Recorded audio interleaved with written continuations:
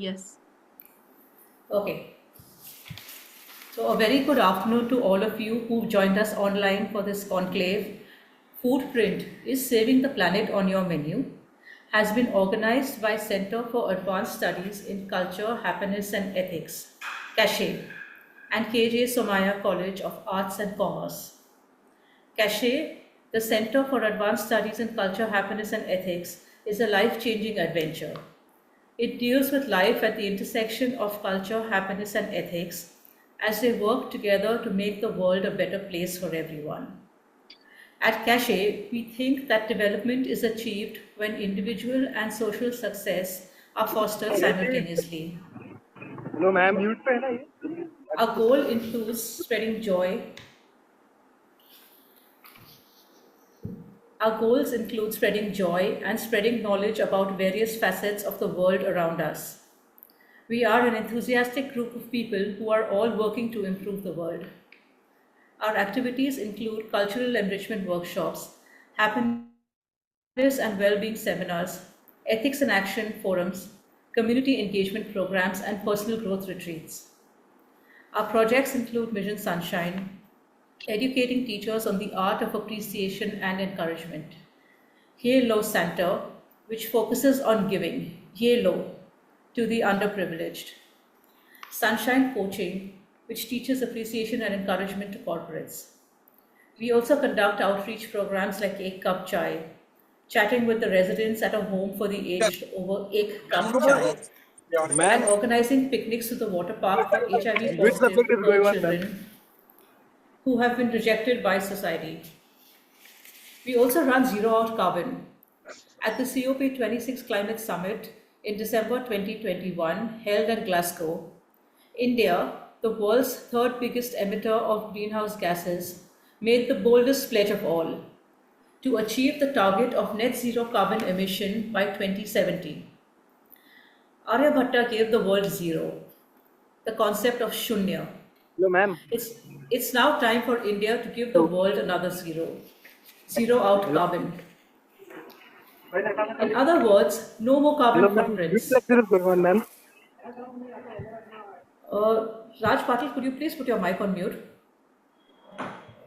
actually which lecture is going on what do you think This is not a lecture, Raj. This is a Anjali, conclave make only. me the host, I'll manage. Uh, just a moment, Preeti. Just a minute.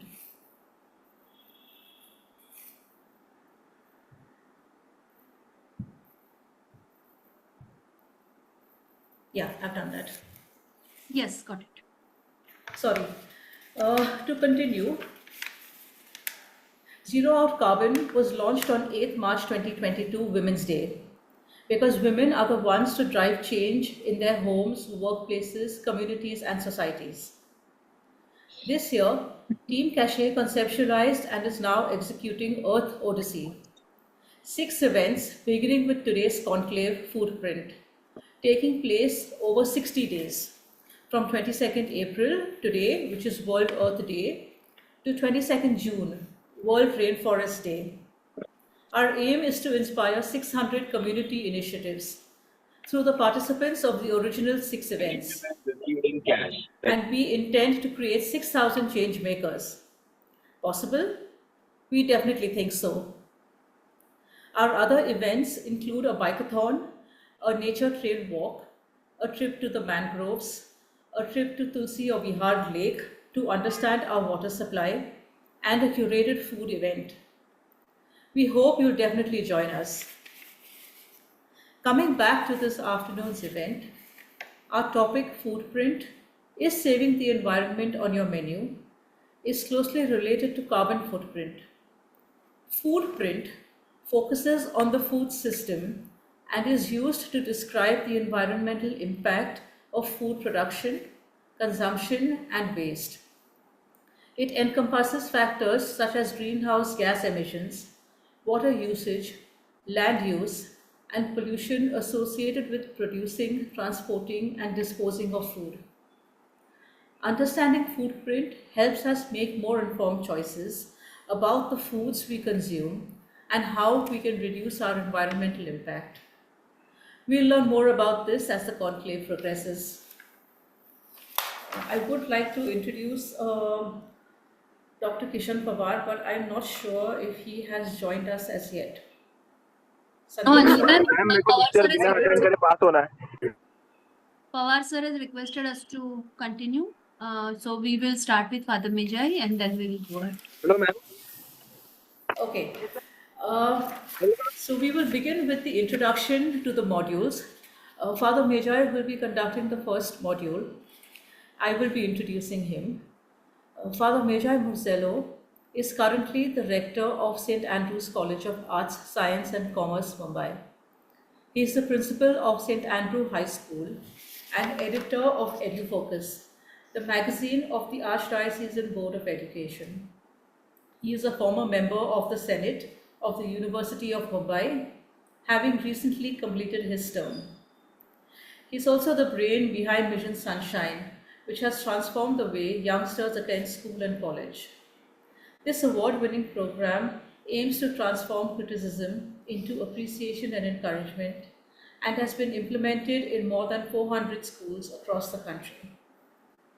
Mission Sunshine has several verticals besides the Mission Sunshine workshops. There's Yellow Santa, Sunshine Coaching, and Zero Out Carbon, which teaches children how to reduce their carbon footprint. Over to you, Father Vijay.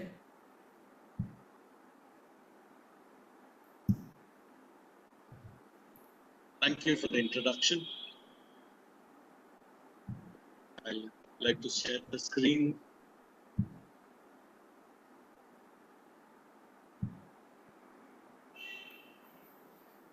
Footprint is saving the planet on your menu. So we're going to talk much into what is footprint. The term footprint is a relatively recent addition to the environmental lexicon, deriving from the broader concept of an ecological footprint. The ecological footprint concept was developed in the 1990s by Matthias McConaughey and William Rees. What does footprint measure? Footprint measures the demand on supply of nature, quantifying how much of the Earth's biocapacity, that is its productive area, is required by a given human activity or population. Next.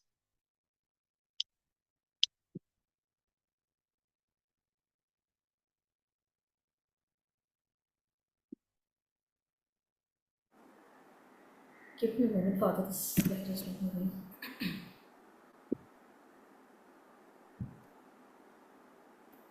Can we have the next slide? Changing it.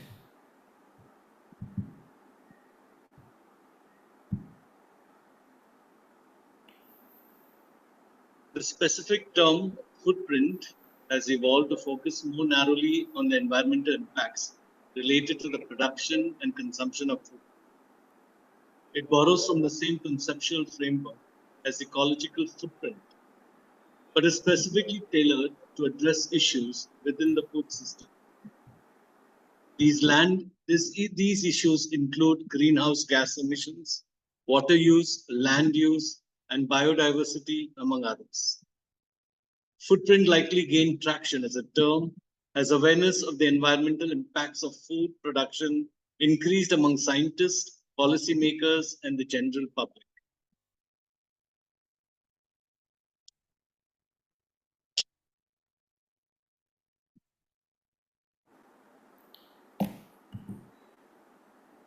The slides are not flipping, Father. I will go back to the original document.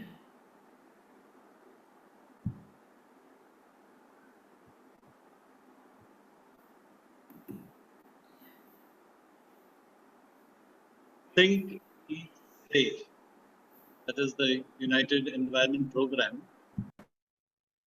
at the Geneva Conference on 22nd January 2013, simple actions by consumers and food retailers can dramatically cut the 1.3 billion tons of food lost or wasted each year and help shape a sustainable future, according to a new global campaign to cut food waste launched today by the UN government program, UNEP, the Food Agriculture Organization, FAO, and partners.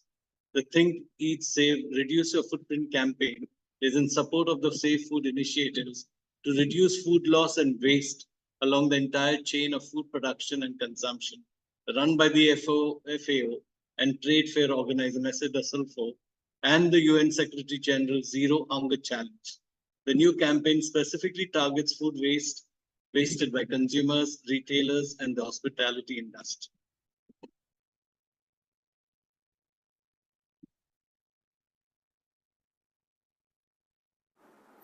It's just a moment, Father.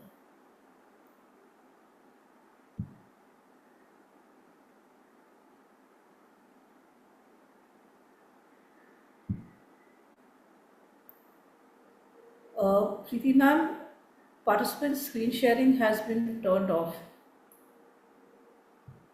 Yeah, because people were scribbling this thing, so I'm just checking the. Okay, Now check. just Requesting all not to scribble on the screen, please.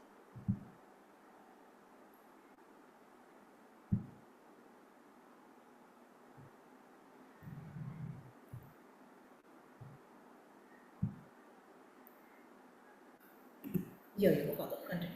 Think, Eat, Save. It encapsulates the notion that just like a footprint, the way we produce and consume food leaves a mark on the planet which can be measured and quantified.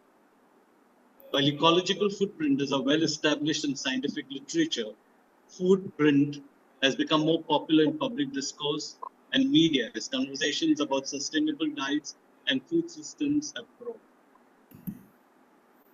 Therefore, the term is now commonly used in discussions about how to reduce individual and collective environmental impacts through more sustainable food choices and practices. The term footprint refers to the environmental footprint associated with the production, distribution, consumption, and waste of food. It's a way of measuring the impact that our food choices have on the environment.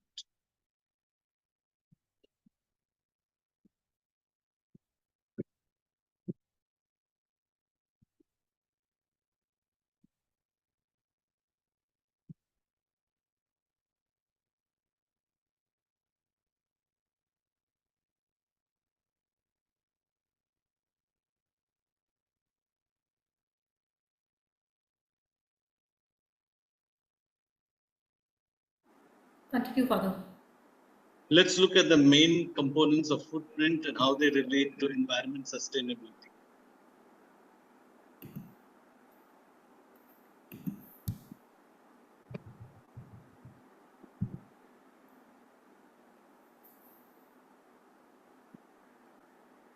If you can look at the graph, beef has the highest impact across all three categories, significantly more than other food types. If you see, poultry and dairy also have notable impacts, but are considerably lower than beef. Cereals and vegetables are at the least impactful in terms of carbon emissions, water usage, and land use. Let's take the first component, carbon footprint. This measures the greenhouse gas effect emissions generated from food production and include carbon dioxide, methane, and nitrous oxide. These emissions can come from various sources, such as the use of fossil fuels in farming equipment, the production of fertilizers, and the digestion processes of livestock. Water footprint. This involves the total volume of fresh water used to produce food, considering both direct and indirect water use. Water is a critical resource in agriculture, useful for irrigating crops and providing drinking water for livestock. Land use. This refers to the amount of land required to produce food. Different types of food require different amounts of land.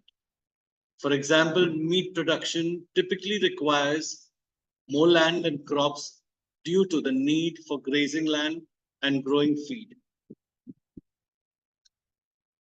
Agricultural practices, the biodiversity impact Agricultural practices can affect local and global biodiversity.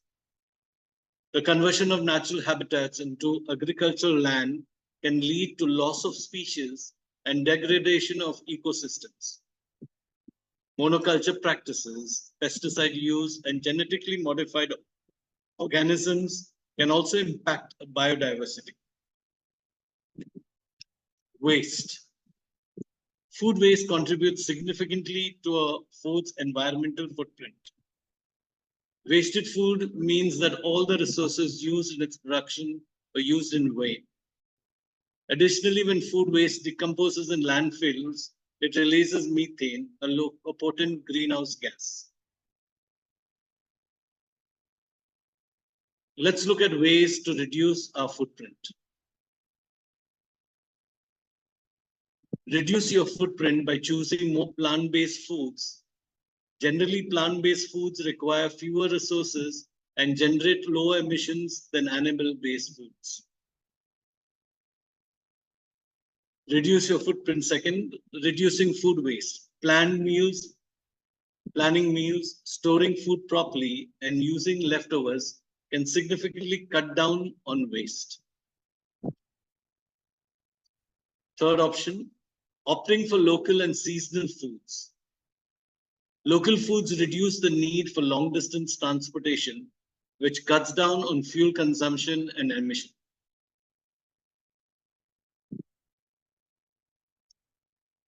Fourth option, supporting sustainable farming practices. These include practices like organic farming, integrated pest management, and regenerative agricultural techniques, which minimize environmental impact and promote soil health.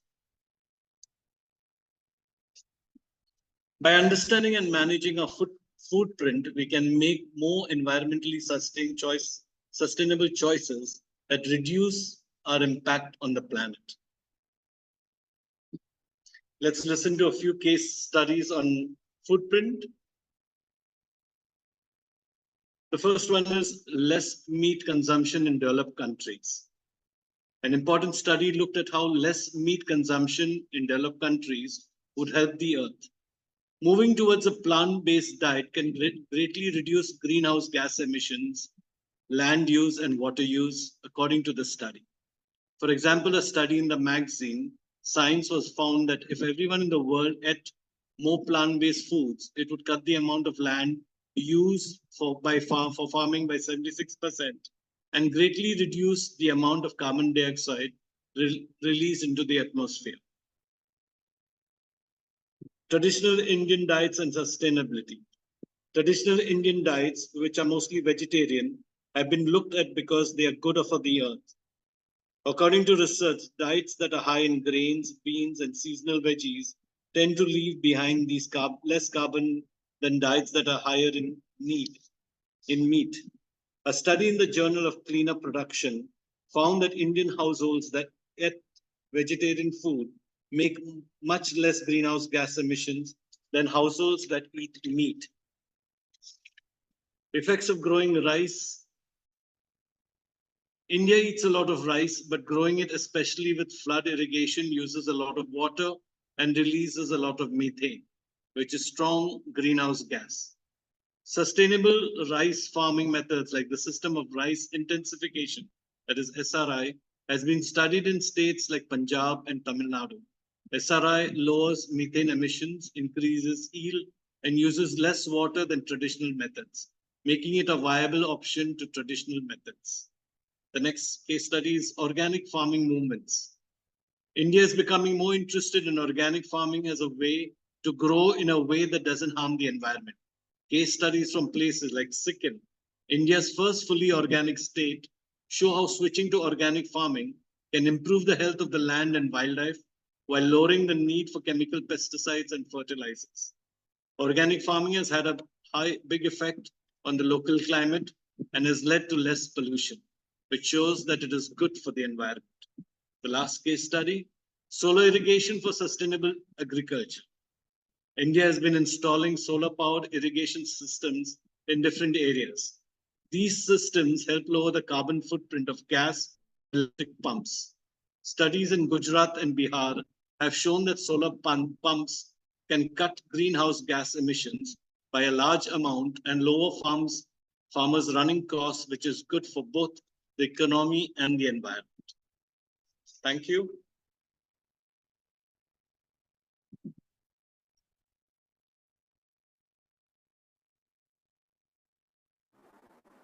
Thank you, Father Mejai.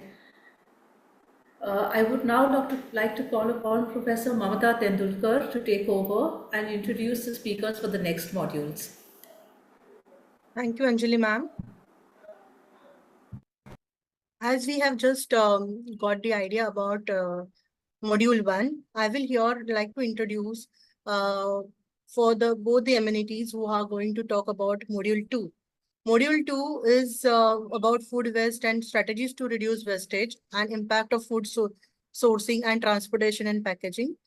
I'll first introduce Ms. Donna Barreto and Ms. Susie De Silva. Ms. Donna Barreto has been an English teacher, history and geography teacher for the last 31st year.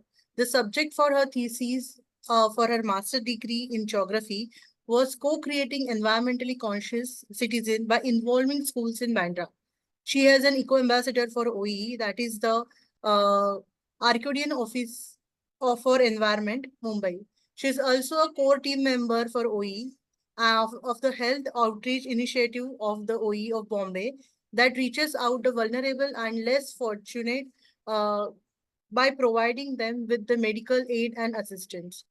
Ms. Susie De Silva is an event conceptualizer and delivered as well as a comparer anchor for various kinds of event. She is a self-directed person with a good interpersonal skills and a multitasker. She is also passionate culinarian who loves to experiment with the different cuisines and the methods of cooking. She is a founder of Flirting with Flavors, a home-based food and dessert venture which cater to the weekend festive parties and daily menus. I welcome both of you, ma'am.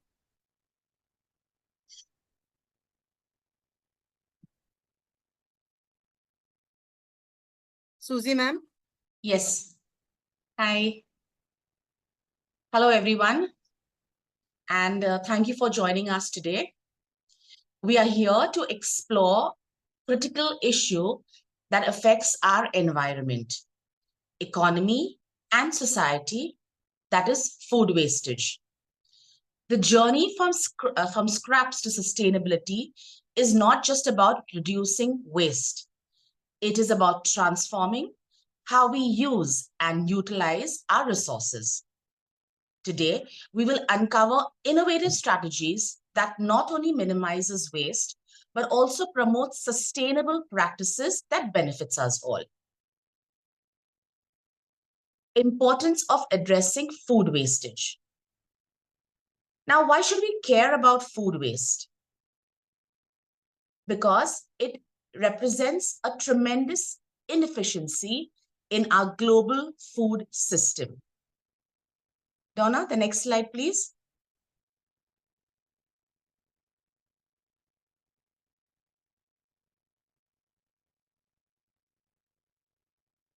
Before we go on to the next slide, we'll just play a small video for you all to understand about this concept.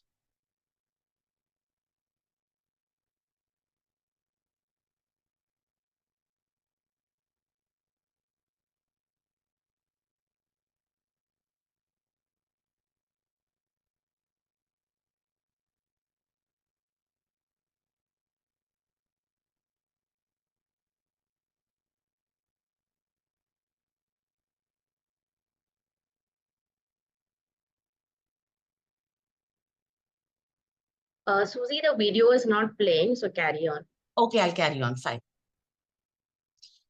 So in terms of addressing food wastage, over 1 billion tons of perfectly edible food are thrown away annually.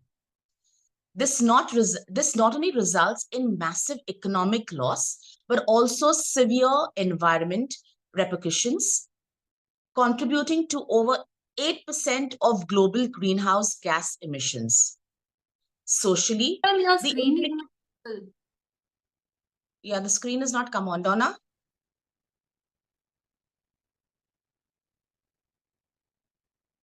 Yes, now it is there. The next one. On importance of addressing food wastage. Next. Yes, now it is there. Yes. So if you can see the presentation out there. You can see the food wastage that is happening in India. Socially, the implications are profound, as food that could feed the hungry is routinely discarded.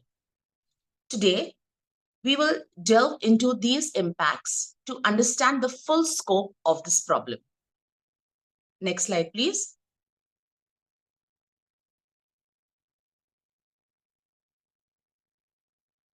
Let's look at the numbers to grasp the scale of this issue. Each year, about 1/3 of all food produced for human consumption is lost or wasted. This isn't just about lost food, but it is also about resources such as water, labor, energy that go into producing this food. The economic losses are staggering, running into hundreds of billions of dollars annually. Understanding these statistics is crucial for framing our discussions on solutions. Food wastage in India.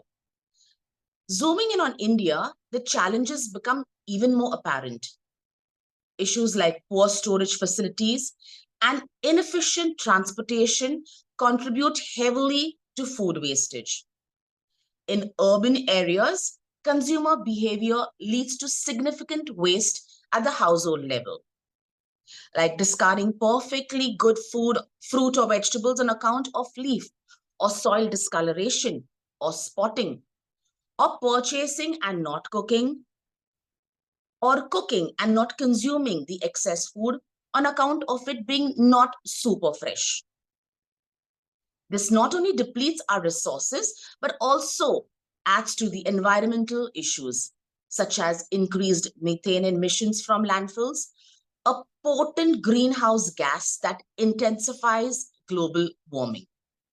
Next slide, please. Historical perspective on food valuation. Historically, food was very much valued. Cultures around the world developed practices to minimize waste due to economic and resource constraints. For example, in many cultures, leftovers were creatively reused in new meals, ensuring that nothing went into waste. These historical practices highlighted a sharp contrast to our current throwaway culture and offer lessons on importance of valuing our food. Most of you can check with your parents and grandparents on how food was stored and consumed before domestic refrigerators came into existence. And you'll be surprised at how much was saved.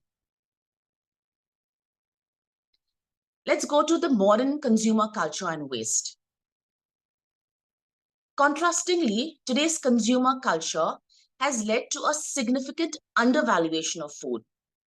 Food is now relatively cheaper, more abundant, and more accessible than ever before. This abundance, while being beneficial in many ways, has also led to a cavalier attitude towards waste. The ease of obtaining food, especially if it is free, has diminished in its value, leading to increased wastage at both retail and consumer levels. If you notice at any buffets or any function, the amount of food that is wasted because of excessive piling on one's plate, it's always recommended that we go for a second or a third helping then rather than piling the entire thing on your plate. Composting as a waste reduction strategy is our next slide. In this week, one of the most effective strategies for addressing food waste is composting. This simple process turns organic waste into a nutrient-rich soil amendment, enhancing soil health, and reducing reliance on chemical fertilizers. Composting not only helps in cutting down methane emissions from landfills, but also contributes to a circular economy where waste materials are reused to benefit the environment.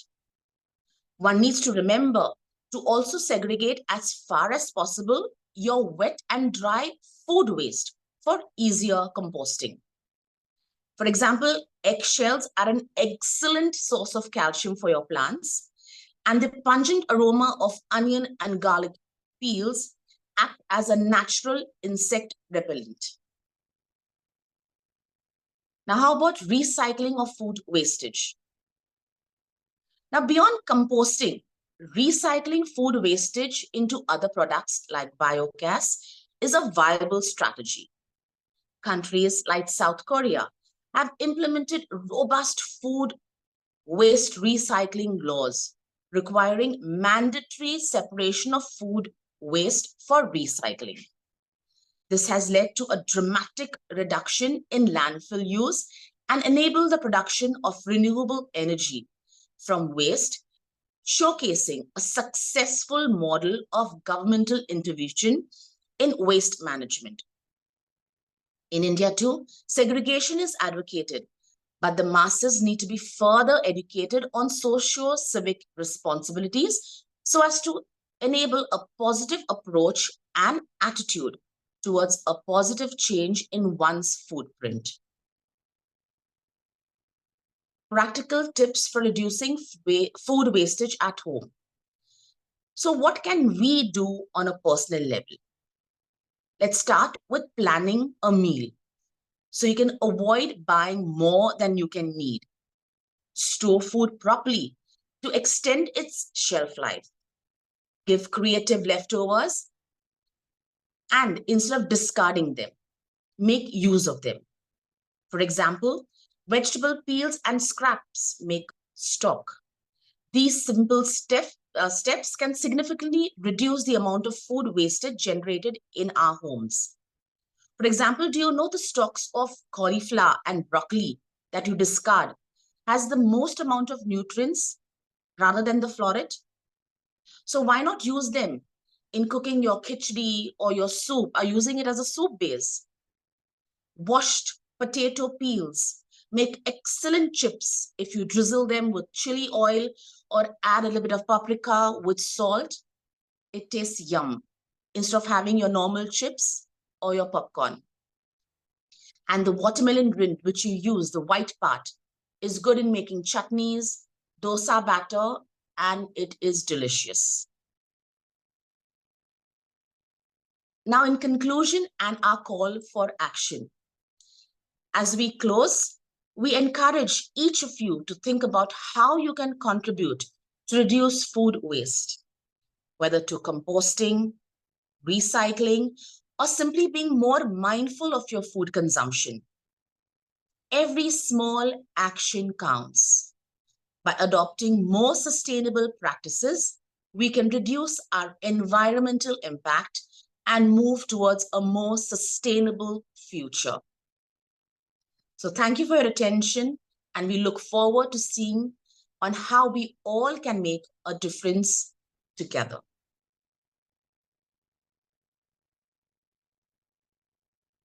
Thank you, Susie ma'am. It was a wonderful explanation about how we are investing the food, and at personal level, how can we manage it? Like, we know we can go for composting and all, and we always think how can we do it at personal level? Composting and all, it required a lot of sometimes patience and space and all. But at personal Absolutely. level, what we can do? Thank you so much for this insight, and I hope the students will get benefited from this. At least personal level, they will start doing practicing it. Thank you so much. Now I'll request Ms. Donna Breto ma'am to go ahead with her presentation. Yes. So good evening, everyone. Today we'll explore the crucial role of ethical, eco-friendly practices in the food industry. We will focus on sourcing, transportation, and consumption.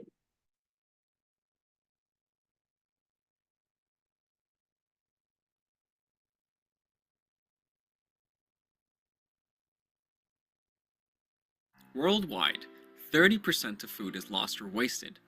This averages out to 614 kilocalories per person every single day, about the same as 10 medium eggs or 21 large carrots. But wait, what does this have to do with climate change?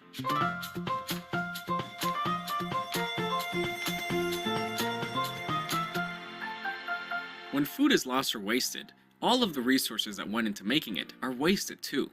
Globally, this accounts for 1.4 billion hectares of wasted land and 250 kilometers cubed of wasted water every year. That's a land area larger than Canada and India put together, and enough water to fill up 100 million Olympic-sized swimming pools. What's more, food loss and waste are responsible for 8 to 10% of global greenhouse gas emissions. These emissions not only come from the production and transportation of the wasted food, but they also come directly from the rotting food itself, when it is broken down by microorganisms. Despite all this waste, in 2019, nearly 1 in 10 people around the world were exposed to severe food insecurity. Reducing food loss and waste by just 50% would provide enough food to feed all of these people, and then some. Although food losses occur at all stages of the food supply chain, their main cause varies between different countries. In wealthier countries, more than 40% of food loss and waste occur at the retail and consumer stage, largely due to consumer behavior and food supply exceeding demand. Food losses in lower-income countries mostly occur earlier in the supply chain, due to poor harvesting techniques, insufficient storage and cooling facilities, and a lack of infrastructure for food transport and marketing. So, what can we do to reduce all of this food loss and waste?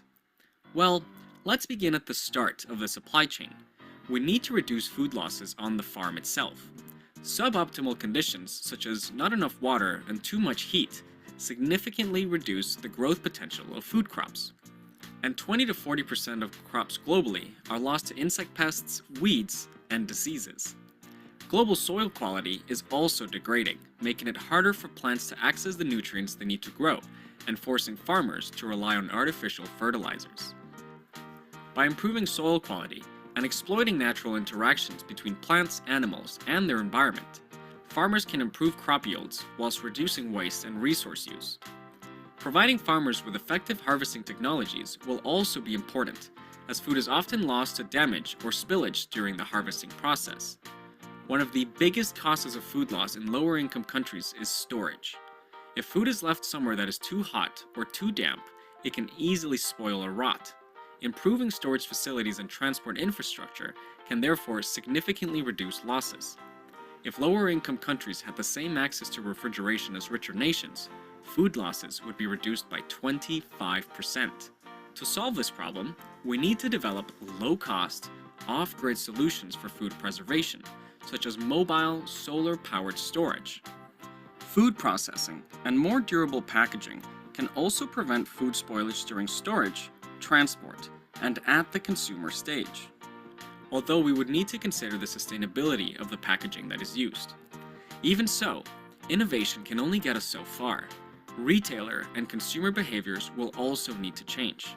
For example, supermarkets set very high standards for what food should look like, meaning that imperfect food is often discarded, even if it's perfectly edible. Embracing these ugly foods at both the retail and consumer level will significantly reduce how much gets thrown away. Restaurants, retailers, and caterers can also reduce their waste by selling food in more appropriate portions, and by donating uneaten goods to those who are unable to afford them. But what can we do as individuals? Well, we can start by planning ahead and only buying what we need. We can cook with leftovers and use our freezers to keep food fresh for longer.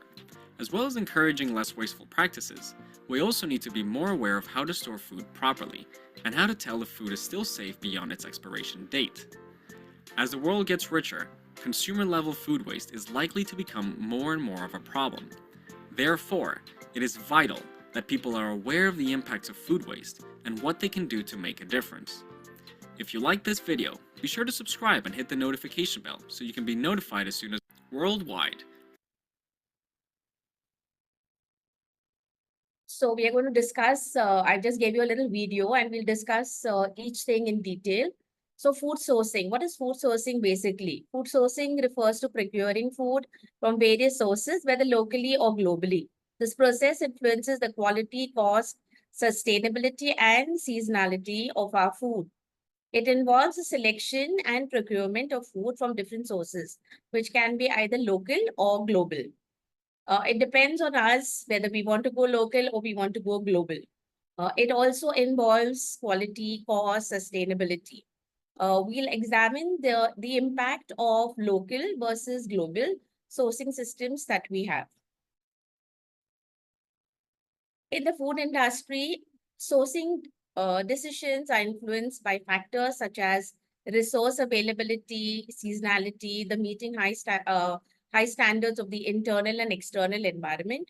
There is an increased consumption of out-of-season produce and imported food, which require extensive transportation and storage, leading to higher greenhouse gas emissions and greater energy use. Global sourcing often leads to a higher carbon footprint due to intensive transportation needs. In contrast, if you go to local sourcing areas, you would get things that would be much reasonable as compared to sourcing it globally. We could look at examples of countries where the government has laid certain guidelines. For example, Brazil. Brazil has a dietary guideline which discourages the use of ultra-processed foods. And this promotes local, healthier food eating options. And it also supports their common good. The dietary guideline that advises against consumption of ultra-processed food. Processed foods require more energy for production, packaging, and distribution. So choosing whole foods not only benefits health, but also reduces environmental impacts. What are the benefits of local food? Local foods minimize the need for long-distance transportation directly, engaging with farmers and encouraging sustainable agricultural practices. This slide highlights the economic and ecological benefits of sustained local food systems. I believe that the farmer always looks at what he is growing. So he'll definitely look after his crop and grow something that is good and healthier. So I think getting it from local farmers would be much better than sourcing it from outside.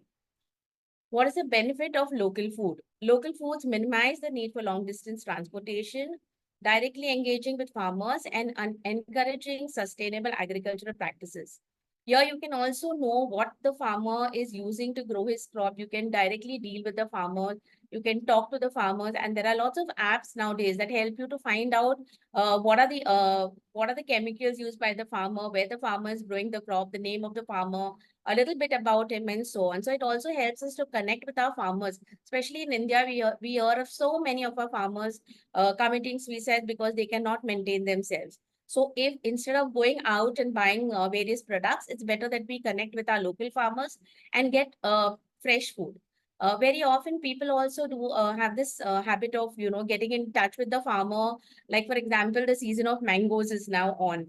We know every year that, during this season, you get the best mangoes. Someone wants Alfonso mangoes.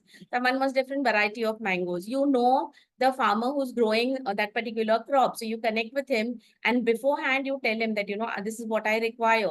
So you're already booking, the product. And so the farmer knows that it has to be good. And down the line, the farmer becomes like a friend and, a family member in the long run. So I think this would help the farmer and his family to sustain himself.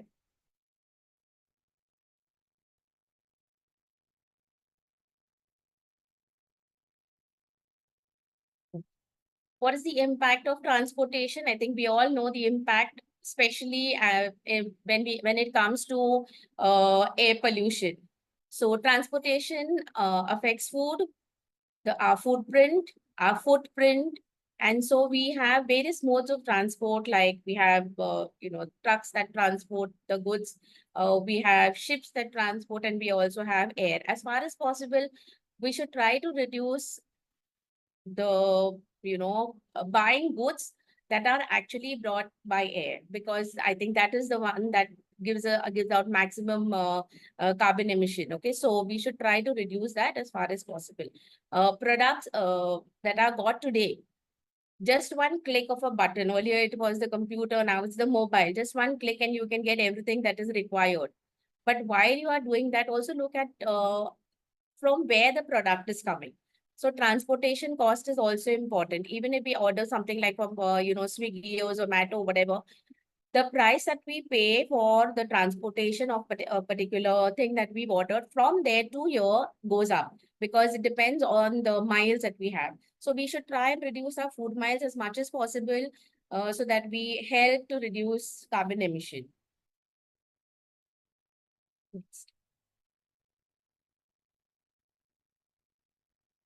What is the effect of transportation? It is not just the distance that a food stuff travels, but it's also it has an impact upon food miles. The method of transportation, as I said, you should try and limit to consumption of foods that have been transported by air, as these are typically moved in this way, as they perish quickly and they have to get it from the producer to the market as soon as possible. Long truck journeys also add to carbon emissions. So this also can be reduced as far as possible. However, it's not that we should not completely consume any such thing, but as far as possible, we can try to reduce this. Very often, if we look at what we are consuming or what we are eating, when we talk about, say, a simple thing like cheese, would we want to eat Amul cheese or do we want to eat Kraft cheese? So look at how much carbon emission is involved in the transportation from India itself and from other countries. So we can reduce our carbon footprint by reducing the mileage. Goods that are transported sometimes are also have to undergo a particular climate control. And so there also, again, we are causing carbon emissions. Environmental impacts that are relevant to transport, such as acidification, which causes acid rains, emissions, which cause various respiratory disorders in human beings as well as in animals. It's not only human beings but also in animals. So animals also suffer because of carbon emission that is there. Air pollutants considered to be the most dangerous environmental threat caused by transportation.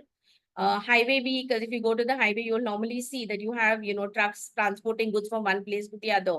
There again, there's a lot of emission of carbon. And so I think this should be reduced. Next. Reducing our footprints. Most important, buy what you need. Normally, when we go to a mall or we go to a particular place, you see so much. And nowadays, they also have discount, 20% discount, 50% discount. And we just keep buying whatever is there. Sometimes you don't see what you need. So supposing you're buying fruits, vegetables, whatever, you're getting it home and then you realize that it is so much to consume. Half of it might just go into the bin. You're losing out on your money and you're also destroying the environment. Okay, eat less milk and dairy as far as possible. Eat less processed food. Buy local and in-season food. Normally, when you buy season food, it benefits the farmer. But when you buy out-of-season food, it is marketed from other countries and other places. If possible, grow your own food. Today, we also have vertical farming. So you children can take a lead in changing our whole society. Very often we like tomatoes or whatever, we normally can grow at home is purchased from outside. I think we can start because during COVID, I remember when we couldn't go out into the market and buy these products. Many of us started growing this at home. But now, since the pandemic is over, we've stopped it. So I think we can continue that and grow our own food as far as possible. Reducing waste and footprints. Food wastage is a major issue at all stages, from the farm to the table. We'll cover the causes of food waste, its environmental impacts, such as methane emissions from landfills. Practical tips for reducing waste include planning your meal, proper food storage, and starting composting programs. Very, very important. This can be done at home. Planning your meal in advance will let you buy only what is required rather than, picking up everything that you see. Storing food is very important again. Normally we buy things and we keep it and, it gets spoiled very fast.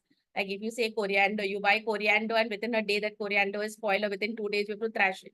So then you're wasting. So you must learn proper methods of storing it.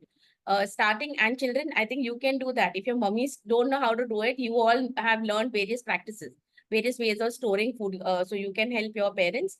And starting composting programs, again, which can be done at home and in your community. Eco-friendly packaging solutions. Packaging plays a very important role in the environment. So sustainability of the environment is very important, and this can be done by saving, on or using products that are biodegradable. So choose products with minimal or recyclable packaging. We always say carry a bag when you go to the market and all, but very often we forget. So remind one another, carry a cloth bag or a reusable bag. Reduce plastic waste. In fact, today the Earth Day says planet to plastic. Okay, so we have to reduce the use of plastic as far as possible. Every individual doing their small bit of reducing a plastic, one plastic or two plastics in a day reduced makes a big difference. So if each one of us try, definitely it's going to make a difference.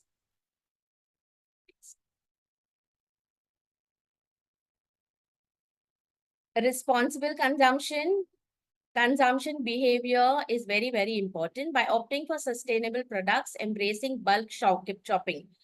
Very often we don't do this. We go 10 times to the market to buy something, or if you want, water bottles or cold drink bottles, or you're having a party at home, you will buy small bottles, small, ones that are not recyclable.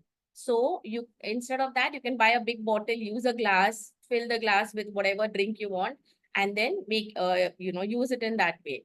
Reusable containers, very, very important. Start reusing containers that are there. Normally, when we buy food from out or from the hotels, you get a lot of containers. So very often, even the apps ask you, do you want, you have an option where you can select whether you want cutlery or you don't want cutlery. So if they're sending you plastic cutlery, refuse. So say we don't want it, so then we can reduce, the use that we make.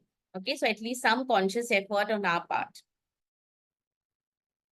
Consumer behavior and sustainable purchasing. Consumer behavior is very, very important, whether it is private or public. Normally, when you go to the market, I've given you a few examples. When you go to the market, you want to buy an apple, you want to buy some, fruit. And normally, what do you look at? The size, the shape, the color. If the shape is not good, then we don't want to buy it. Maybe it has just touched the tree, and so then it has a little, different look or an effect. So would we want to buy that, or would it go into the bin? That is another thing that we have to think about. Insights from various research say that social influence is very, very important. Today on social media, you can make a difference. Every day, like you have an Instagram, and every day you put up on Instagram, today I refuse to take a plastic bag. Today I refuse to use a straw. Today I refuse to do something small. It would make it would make a difference, and it would definitely have an impact on your friends and the world at large.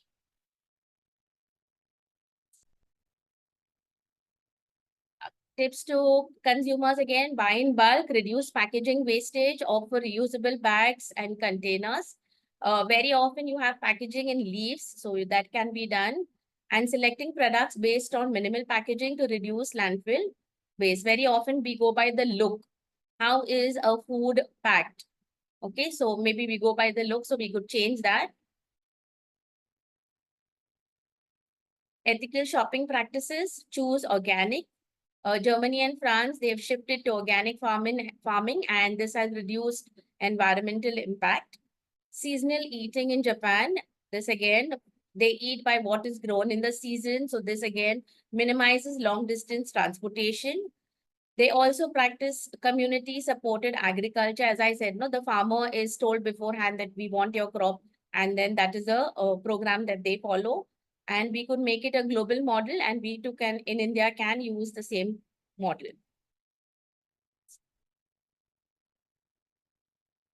Call to action to conclude: each choice we make as a consumer or businesses impacts our planet. I urge everyone here to prioritize ethical and eco-friendly choices in your daily lives and professional decisions. Together, we can foster a sustainable future.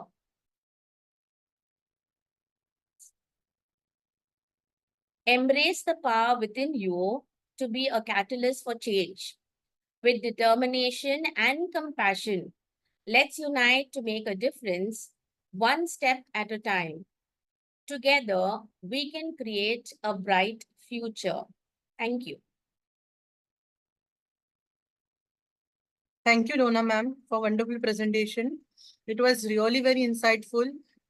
Student, you must have understood that how the small things are affecting, like what we purchase, what we order from Swiggy or Zomato, from packaging to the leftover food in our plate.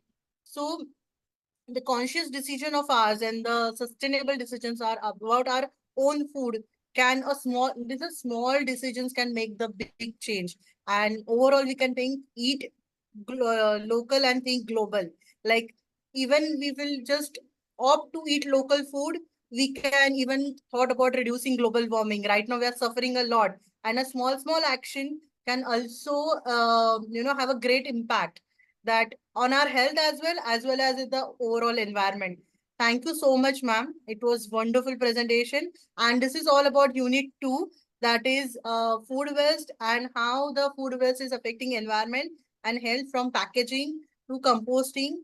And ma'am has given a nice animation video where you can understand how it is traveling. Thank you so much. Now I'd like to call upon the next speaker for the unit 3.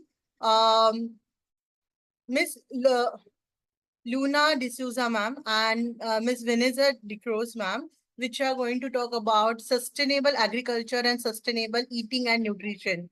Now, first I'll introduce Miss Luna D'Souza ma'am. She has been a science and maths teacher for the last 33 years.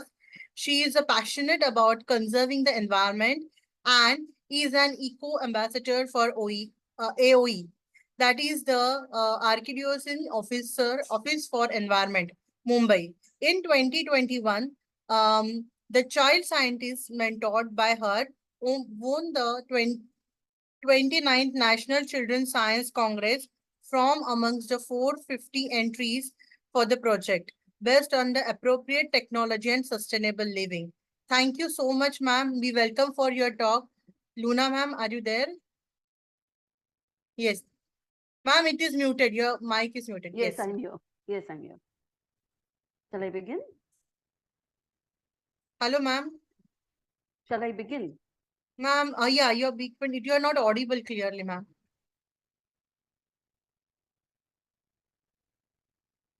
Okay, am I audible now? Yeah, yeah. Welcome, ma'am. Thank you, sweetheart. So I hope I'm audible. I will be sharing my screen and you let me know if it's not coming in. 1 second.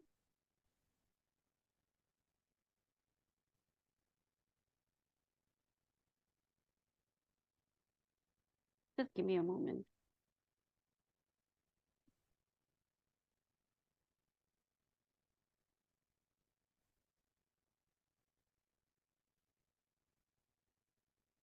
One moment. Ma'am, you're again not audible clearly, ma'am.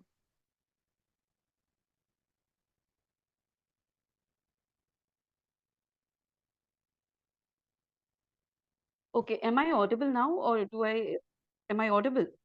Can you hear Yeah. me?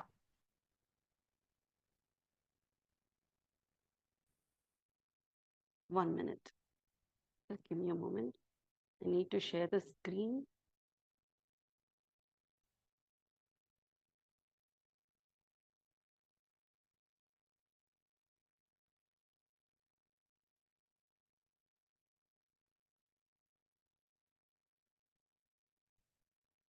Okay. A very good evening to each of you who have gathered here for Foodprint is saving the planet on your menu.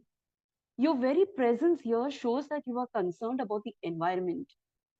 Each of you here is an eco warrior, and this fills me with joy. My topic for today is sustainable agriculture and food production. I will be dealing with the principles of sustainable agriculture, environmental impact of conventional versus sustainable farming, and the role of technology in sustainable food production. Am I audible? I just want to know that. Am I audible? Yes, you are, Yes, Rima. ma'am. Yes. Okay, I am okay. No, I didn't, no one responded, that's why. Okay, so let's continue. In order to address the issues like climate change, food security, and environmental degradation, sustainable food supply chain are crucial.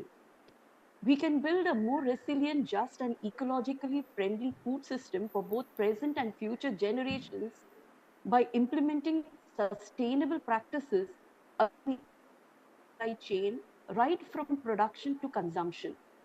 Sustainable agriculture can be achieved by adopting either organic farming method, permaculture, or integrated farming system. Sustainability basically involves being environmentally sound, economically viable, socially just, humane, and adaptable. The key principles of sustainability for food and agriculture is protecting and enhancing natural resources and biodiversity structures. You can see out over here that for the past 50 years, we have witnessed a faster decline of our natural resources. It is time now for us to make use of sustainable agricultural practices. So another key principle is to provide food security, water security, and to mitigate climate change and farm properly for energy production. The components of sustainable agriculture is basically conserving water through integrated water management, managing potable water resources, and also treating wastewater properly and using the white and gray treated water for agriculture and for gardening. Since fresh water resources are scarce, we could use buried terracotta pots for irrigating the perennial plants. We use this method in our project along with our soil that we had created. So these pots, they provide water directly to the roots of the plants by the process of percolation. Since the pot is covered, loss of water due to evaporation is controlled.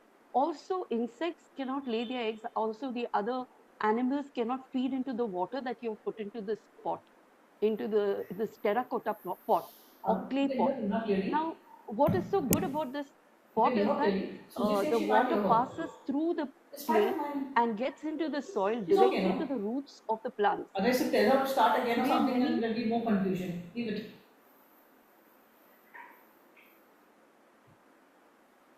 Today, many African nations have extensively used this method to afforest deserted areas successfully.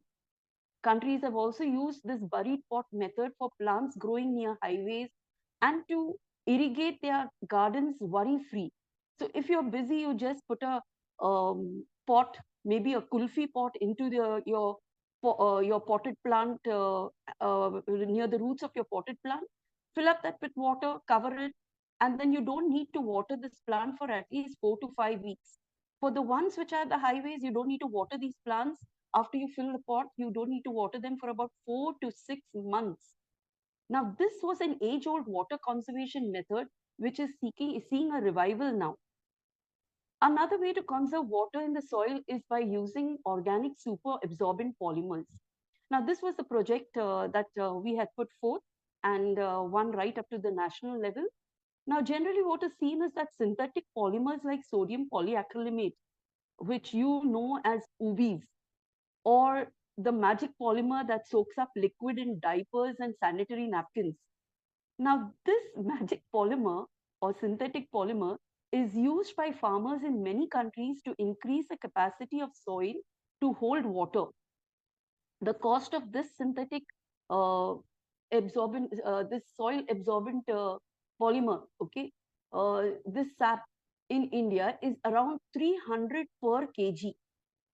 This is what I checked out today itself. So 300 per kg, which is quite a high cost. But one of the side effects of using synthetic sap is that it is detrimental to the health of the soil. It leaves behind non-degradable residues. When I mentored the students, what we did was we created an organic sap. Okay, that means an organic soil absorbent polymer, which is basically very cost effective. It costs around 45 rupees per kg. Not only that, It is biodegradable and also uses locally available resources, as you can see in the pic. To create this organic super absorbent soil, what we did is we used mucilaginous seeds like basil, flax, psyllium husk, garden cress, etc. Now, these we used along with citrus peel and cocoa peat. What was the main ingredient over here was the hull of this mucilaginous seeds. They form a gel sac around the seed when they are soaked in water, like the chia seeds. Most of you all have eaten a chia pudding, and so you know what these, it's a, okay, the best thing for you, faluda. What you see in the faluda, that is mucilaginous seed. Those are the mucilaginous seeds. So we used these mucilaginous seeds and created an organic soil mix which was able to hold moisture in the soil for longer periods of time. Not only that, the cocoa peat that you see over here right under the word sap, this served in deterring weeds from growing around the plant, and also it helped in mulching. So this was one method of a sustainable agriculture which caught the attention of many of the professors out there. And also they asked if they could take it forward. We said definitely. Now, sustainable agriculture, in sustainable agriculture, we also have to check on the managing the nutrients. And to manage the nutrients, we can have various methods like crop rotation method, which you have learned right from your childhood. You grow your potatoes, then you grow legumes, then you grow onions all in a row, one after another. The other method that you have is your intercropping method. Now, in this intercropping method, the farmer grows maize along with cowpea, grows garlics and tomatoes together, coffee plants along with banana plants, sorghum or bajra along with legumes. Now, what happens out here is there is a symbiotic relationship that is established, which helps in nitrogen fixation and thus helps in maintaining the soil nutrients. Instead of using chemical pesticides, an integrated pest management system should be adopted in sustainable agriculture. For example, out here, I have put coconut beetles, an example of coconut beetles. Coconut beetles generally infest the coconut trees, resulting in lower productivity and also the death of the tree. Now, to get a good yield of coconuts, what you need to do is you need to grow free-range hens in that area. These free-range hens, they eat up the larvae, they eat up the beetle itself, and not only that, it's a win-win situation. The hen gets a protein diet while you get an increased yield of productivity, and in your coconut plantation, you get more coconuts. Since sustainable agriculture involves care of all creatures, weed management should be done with care. Planting fruit-bearing trees as hedges prevents the small birds from nesting in the weeds. Once the nesting period is over and the fledglings have flown away, the hedges can be trimmed. Even in the Bible, you will see there is a place where it is said that let the weeds grow along with the plants, and then later on we will harvest it. So basically, this was to take care of all the birds who were nesting amongst the weeds. So to avoid to be able to remove your weeds properly, better let them have a nesting ground along the hedges where you can grow berries and you can grow other smaller, shorter bush plants. Now, the grand challenge that we face in today's food industry is about the changing dietary behavior that we have of the masses, which influence the food production and farming methods. Using integrated farming systems, they help in sustainable agriculture. Now, what is this integrated farming system? All different words, but everything eventually means using organic, sustainable farming methods.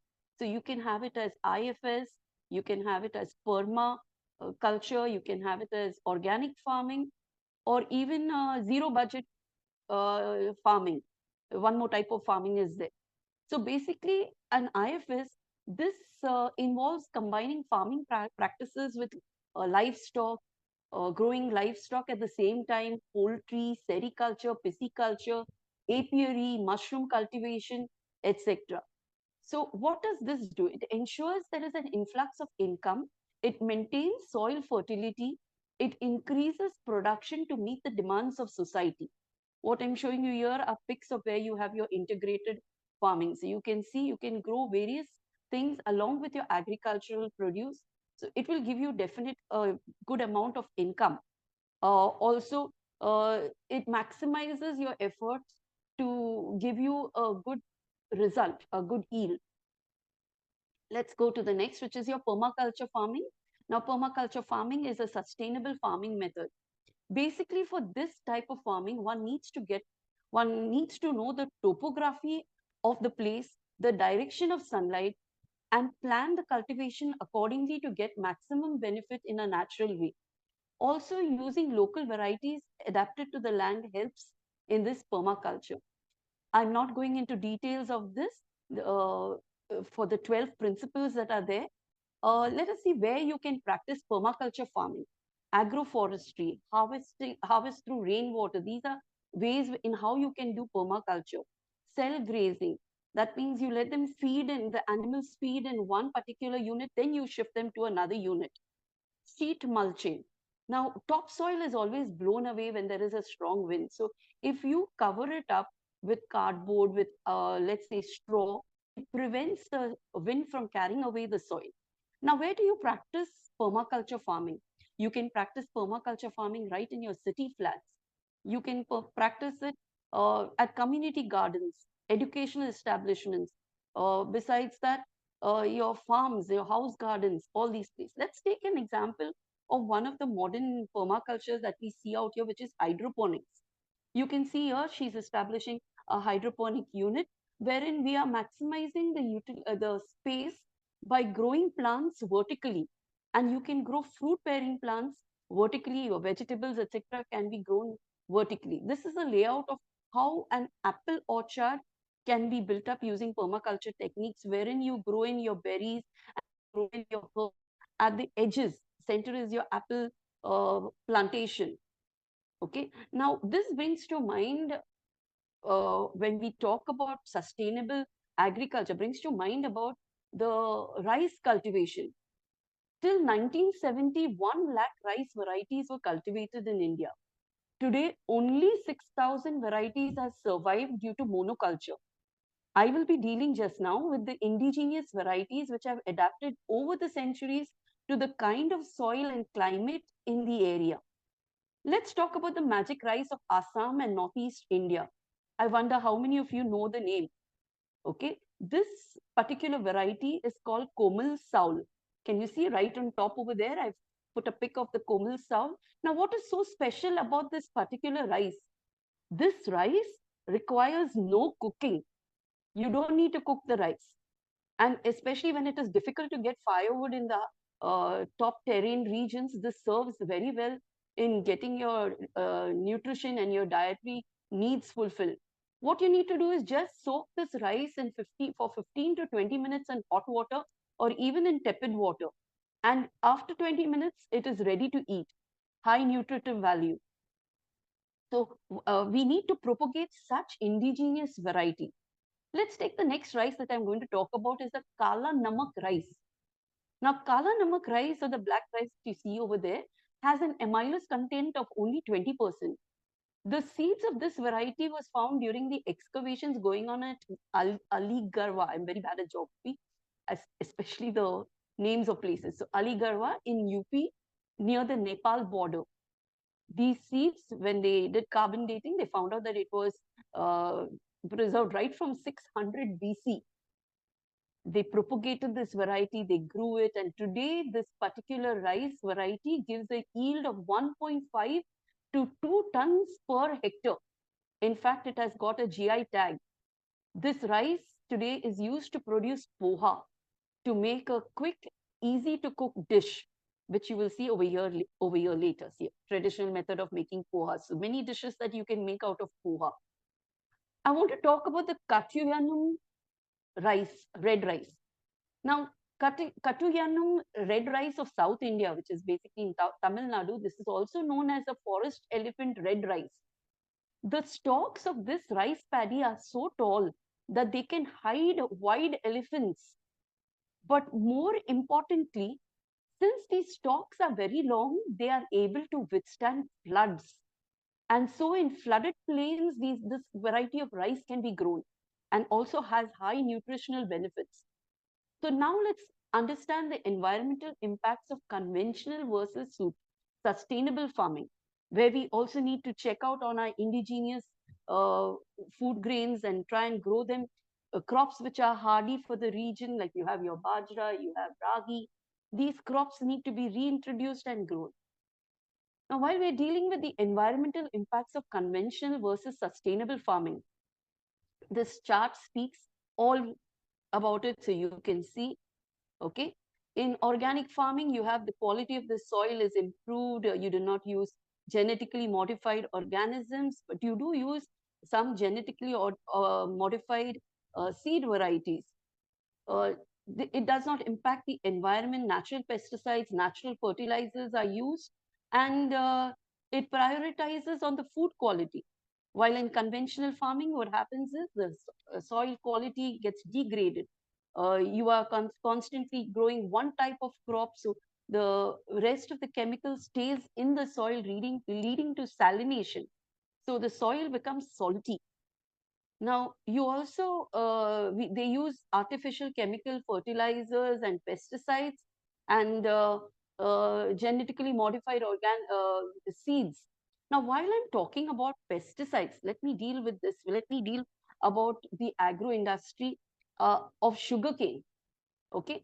And how conventional farming has affected the environment over there. Am I audible? I do not know. Am I audible?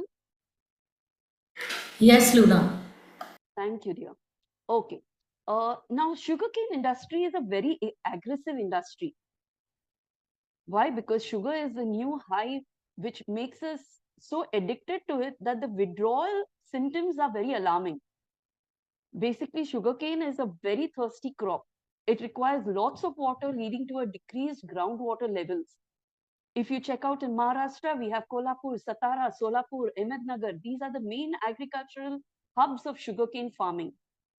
Now, what is noticed out here is that since the water table has declined in these areas, animals like dogs and cattle are so desperate for water that they lap up the fermented puddles of water. And believe it or not, they get drunk and they cause havoc. Okay.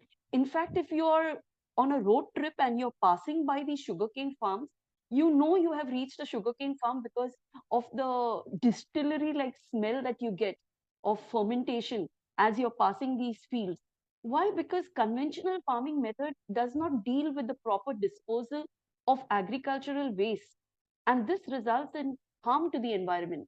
Organic farming would have seen that, okay, the stubs are taken out, and also that it is disposed of properly, probably made into plates, bagasse plates and stuff like that. Okay. Now, the next that I'm going to deal about is about the conventional farming, the effects of two chemical pesticides, which I'm going to do today. One is about your endosulfan. Before I talk about endosulfan, okay, I have here pictures of what we love to eat: kaju katli, trail mixes, marzipan, milk cream, butter chicken, paneer makhani. In fact, the creamy, nutty flavor that your dish gets for the paneer makhani and the butter chicken, it basically comes from a paste of cashew nuts. You can see the cashew nut out there. Now, endosulfan is a pesticide that is used in the cashew plantation.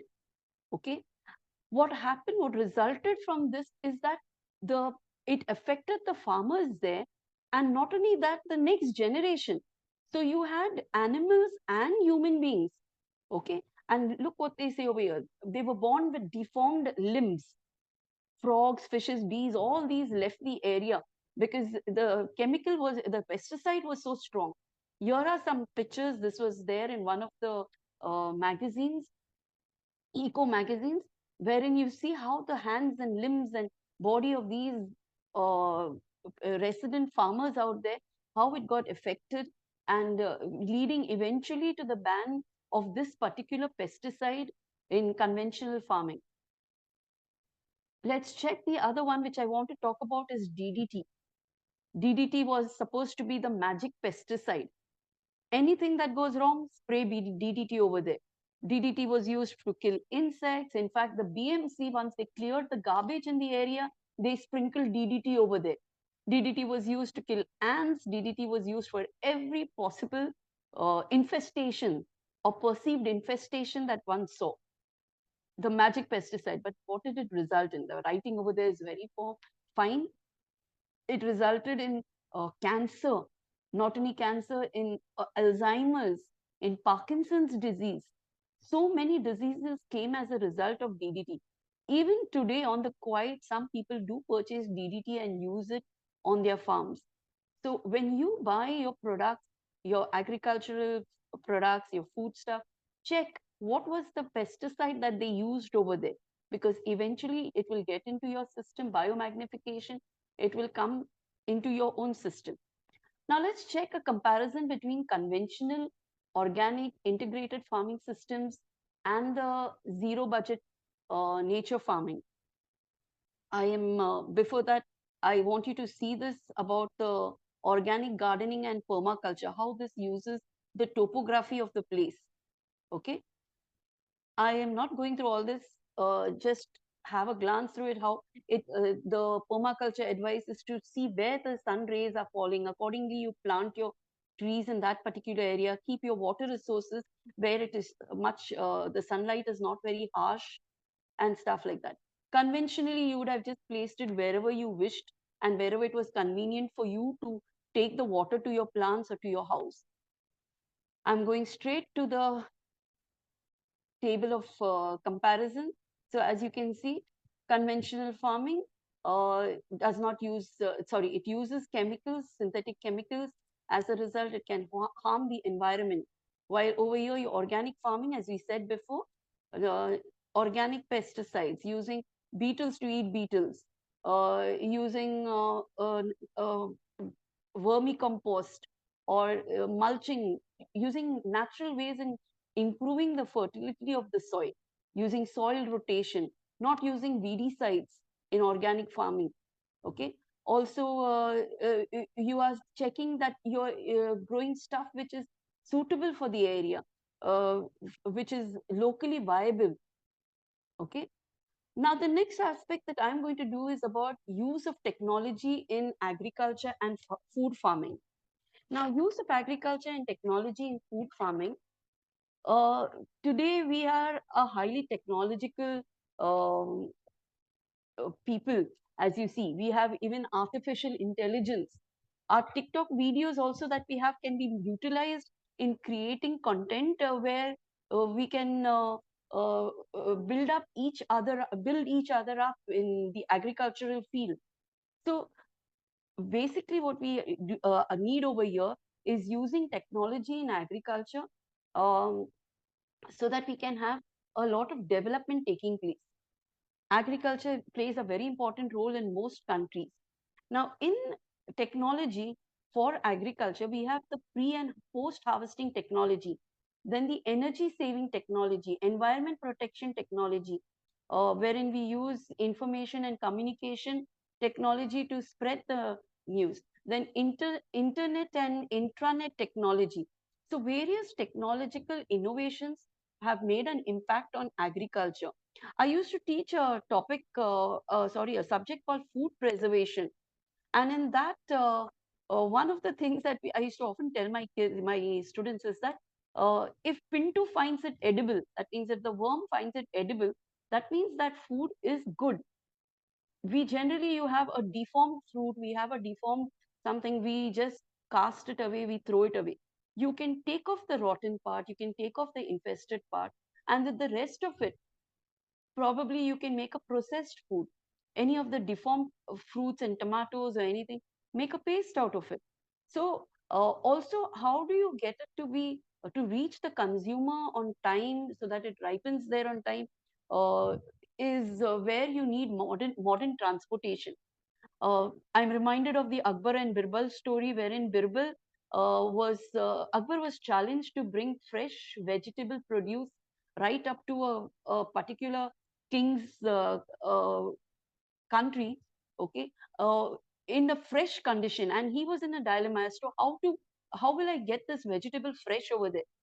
Birbal came up with a very good idea. What he said is fill up the bullock carts with mud and with soil, grow the vegetables in the bullock cart itself. So by the time it reaches that place, the vegetables have grown, okay, and you have fresh produce. But we cannot do that today. Today we need to use modern transportation methods. We need to use cooling facilities. All these need to be used in order to take the produce right to the consumer. So development of animal feed, wherein before they had to go and get chara, as you say, animal feed to bring back for their livestock to feed on. Today we can get it as part of our agricultural produce. Technology, simple technology like this, vertical gardening, growing your vegetables in pots which are placed strategically. Over here in the corner over here, I have put in a special pot. Okay, this pot is has got grooves in it. I'll enlarge and show it to you. So this is an inside out planter which is used in soilless agriculture.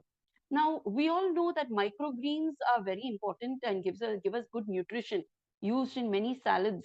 And to grow this, you don't even need soil. Just put the chia seeds or put your garden cress into this grooves of the pot and let it grow. What you see here is garden cress being taken out. Okay, that is your halim seeds, which have grown and which serve as microgreens.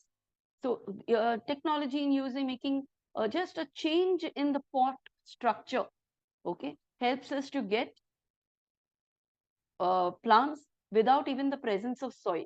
That reminds me about Dubai.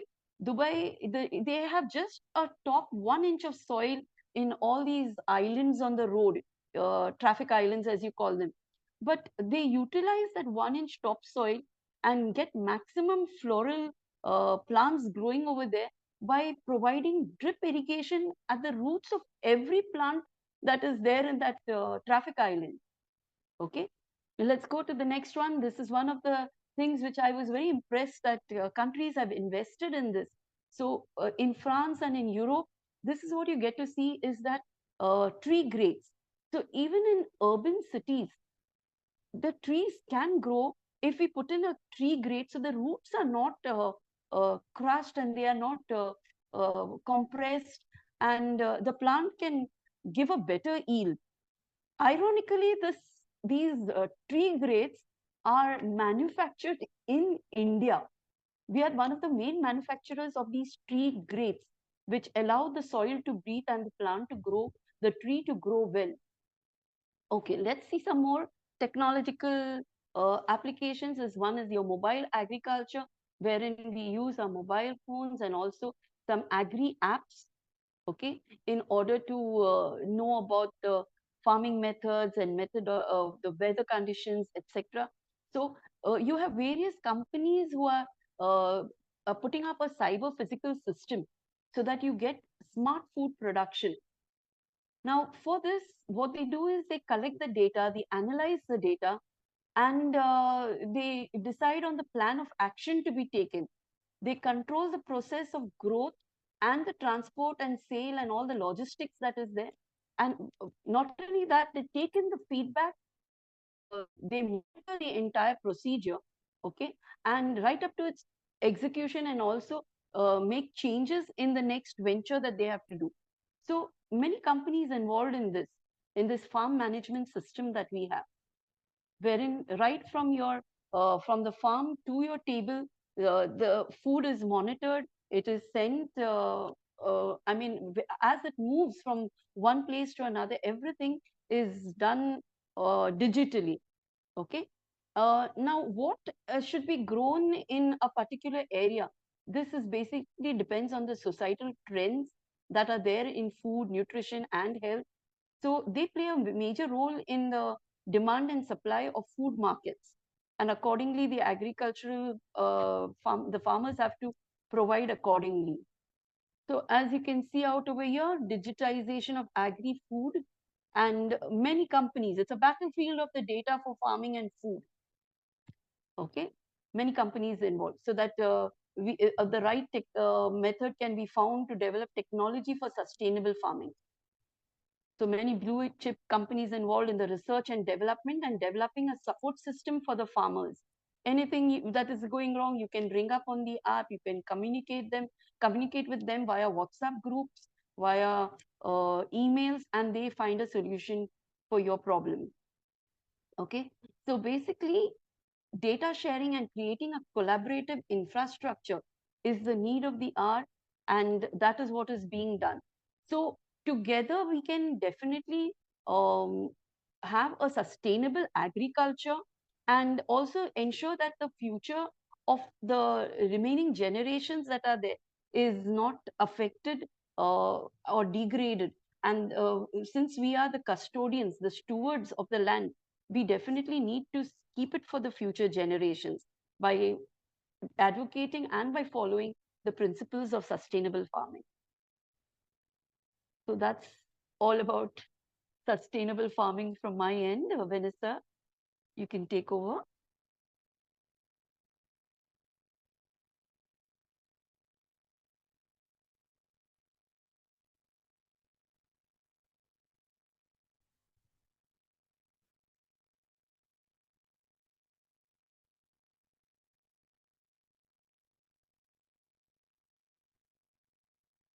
Thank you, Luna ma'am.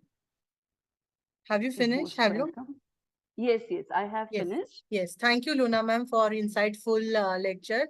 Actually, our student got enlightened with your different concept of organic farming and the difference between zero budget natural farming and how it is beneficial producing the local crops and local food and using the local fertilizers and natural fertilizers, pesticides also.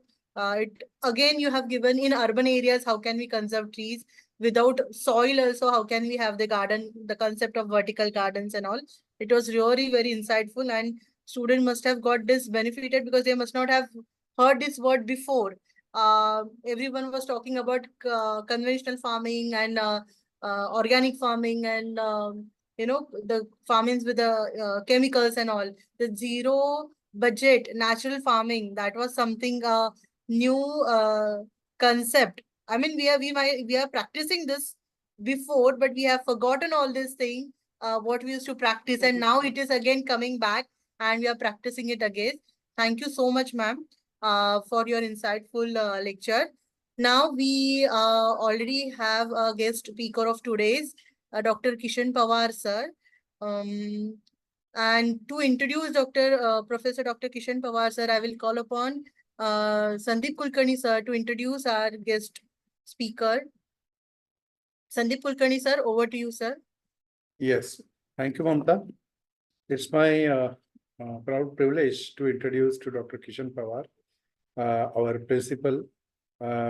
He was a faculty professor in MD college earlier, before joining our college.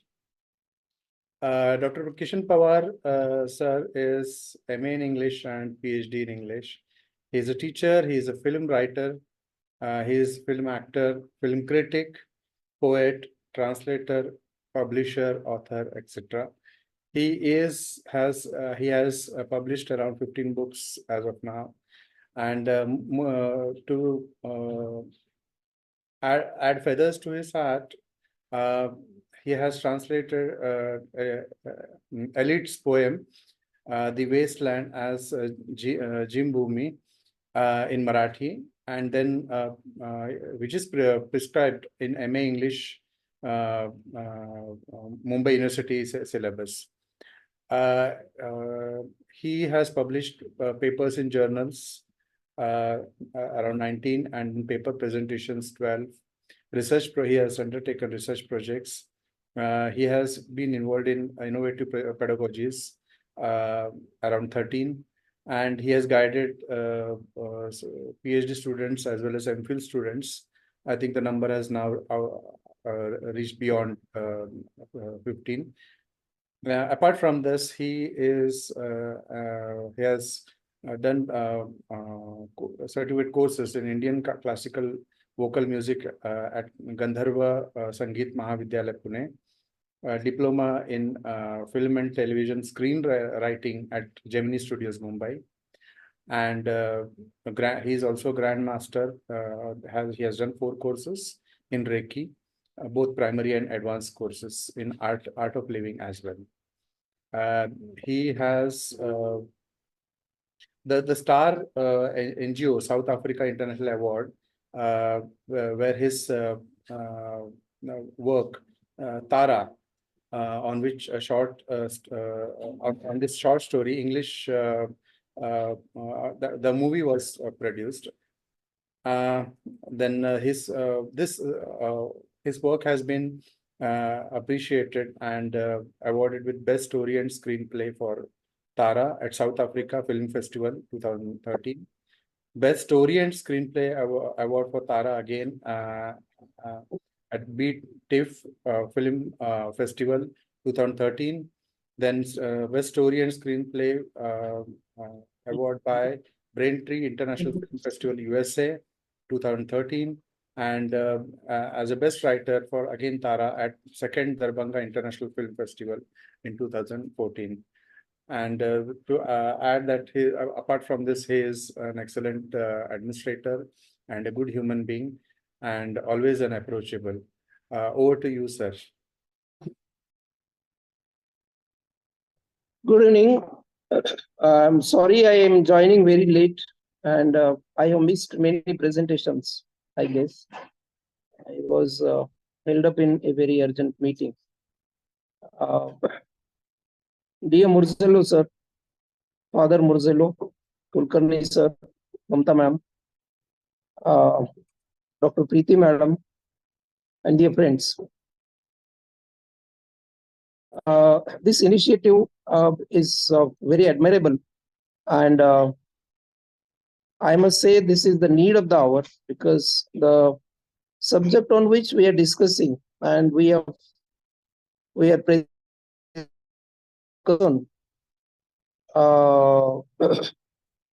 is very, very urgent, and we must look into this, even thinking about the future. As you all know, that the future will be the time when we shall be in dire need of security as far as food and water is concerned. We are getting everything in ample of availability except for the pure food, pure milk, pure water.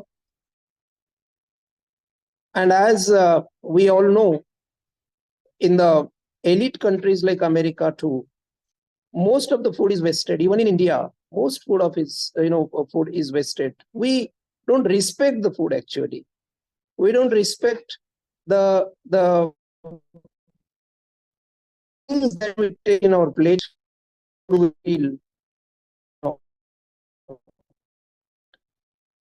If we start just thinking,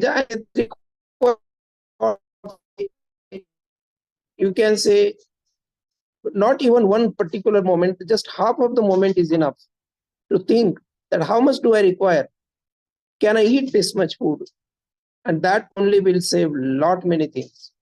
Same thing is with water, pure water, usable water, And this this initiative of spreading awareness in this regard is really commendable. I congratulate Father Murzello and Dr. Preeti Oja and Kulkarni sir and Mamta ma'am that you are working on a very, very correct ground and in the right direction. And I wish you all the best for that.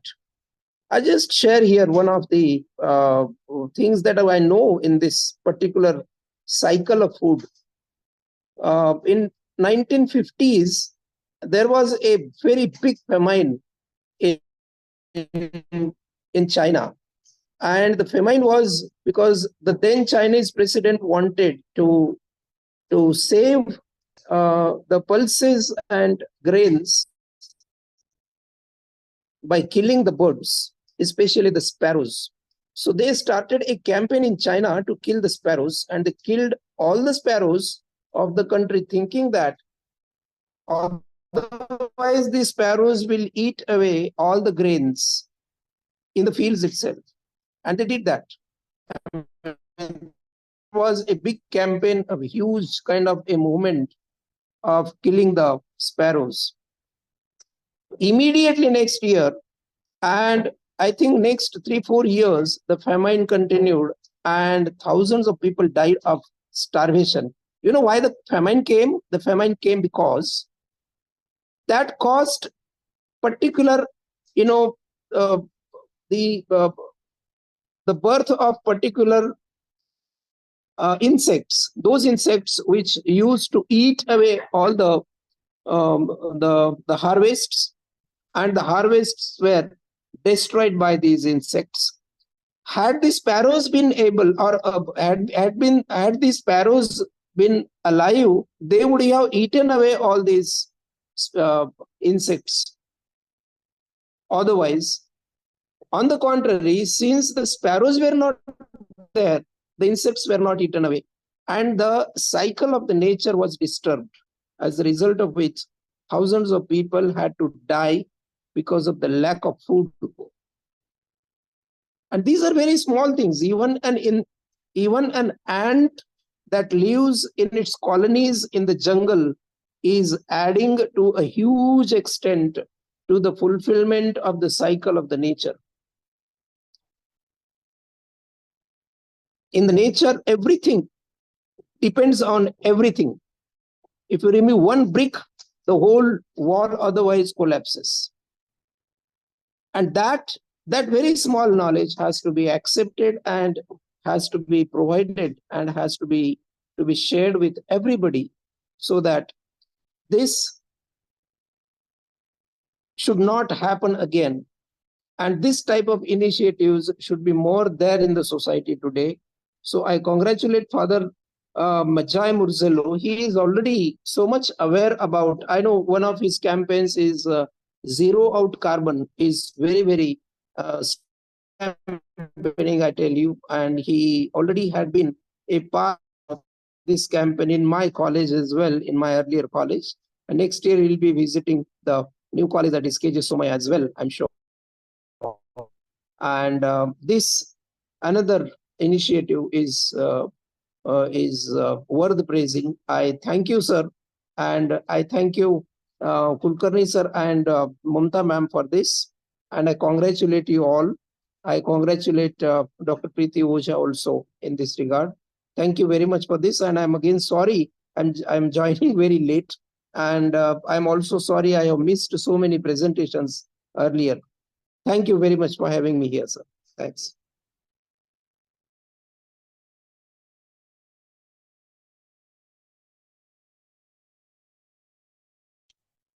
Thank you, sir. Thank you, sir, for your guidance.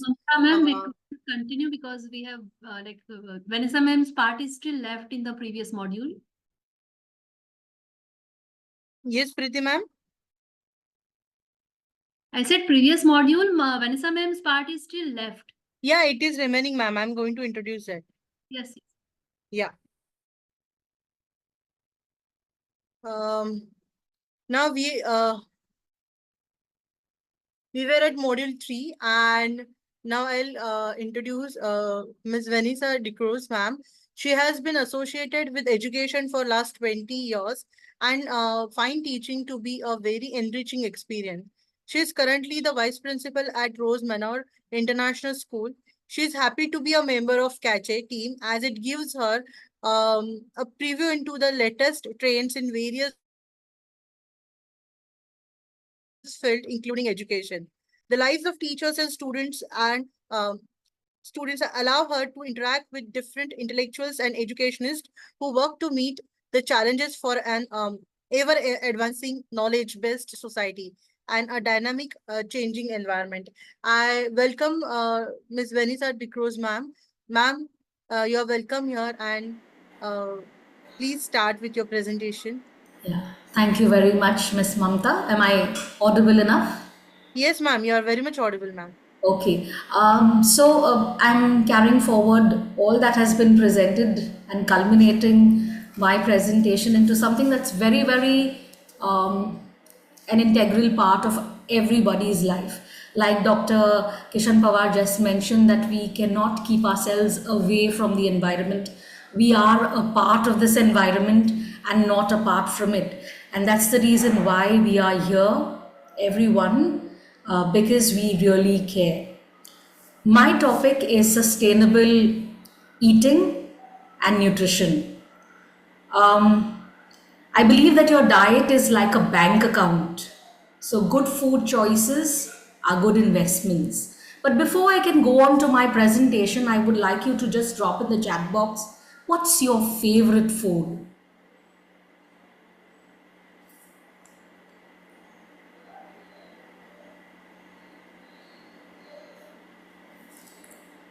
Your favorite food? I haven't got any responses in the chat box.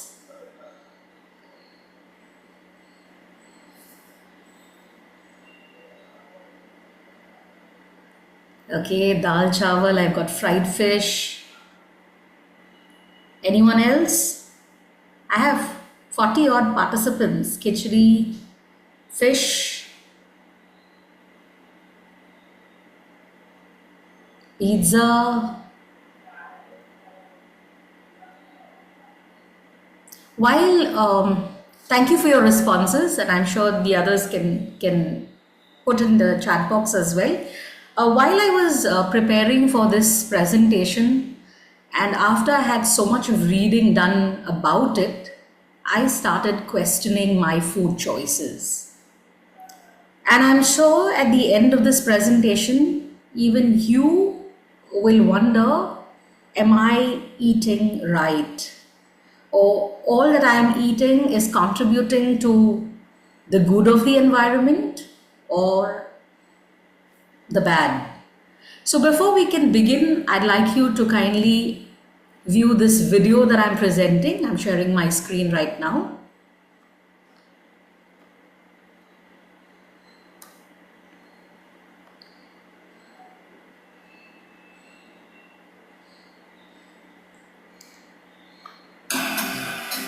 Every day you eat. 7 billion people around the world are doing the same. Food is not only a source of energy, it's a big part of our way of life, our traditions, and culture. It brings joy and satisfaction into our lives. Just think about having your friends and family around you, sharing your favorite meal.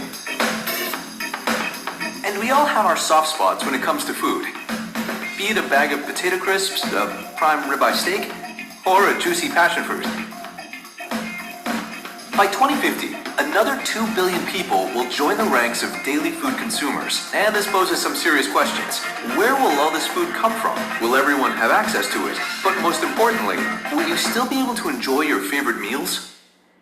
We have all heard the tales of how modern ways of eating are bad for the planet, about the danger of losing biodiversity and altering food crops, about the amounts of water and land it takes to produce a single piece of meat, or how soon we will have more plastic in the ocean than fish. We get it. Our own world is in danger. But those are all big global problems, and you are just one person. But how much of a problem is really what you eat? Can your burger really be blamed for global warming? Well, the answer is yes. Your food choices matter a lot.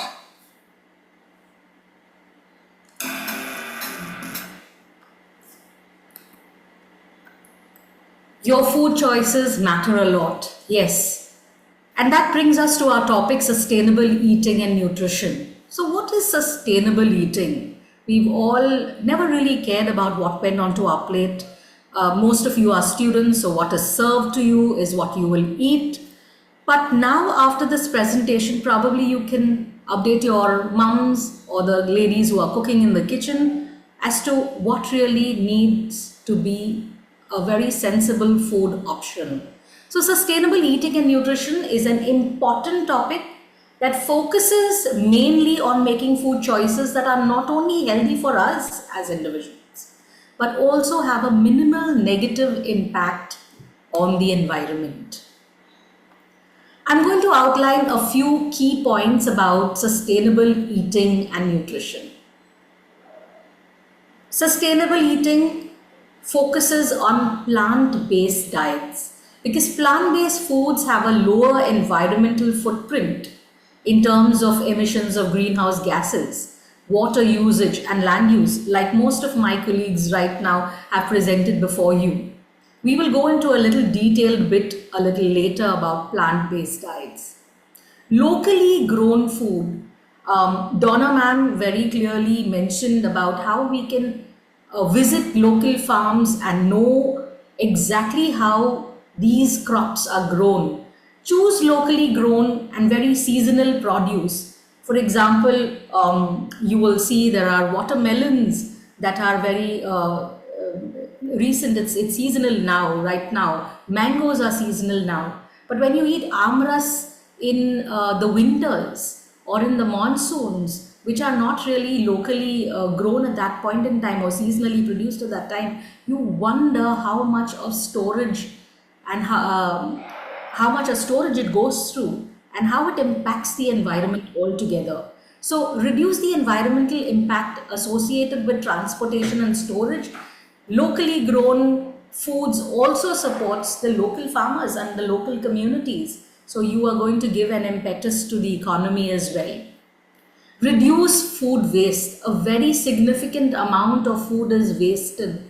And today as youngsters, if you don't like the taste of the burger that you just bought, you just junk it away. So you have to be very mindful about what you are eating and how it comes to you. So a significant amount of food is wasted today through this supply chain and in the household. We have to reduce this food by proper meal planning, using leftovers. I know I do that. I'm sure Susie ma'am has given you a lot of tips on how you can recycle your food. But a simple bread that is left over can be transformed into a bread pudding or a bread tikki. So you don't need to just junk away the bread, but you can definitely make use of all those leftover meals in your refrigerator. And composting can have a very positive impact on the environment and food security. So reduce food waste. Sustainable agricultural practices. We need to support farming methods that promote soil health, biodiversity, and efficient water usage, such as organic farming, permaculture, like Ma'am Luna just mentioned, and regenerative agriculture. All of this can definitely promote sustainable agriculture. The seafood.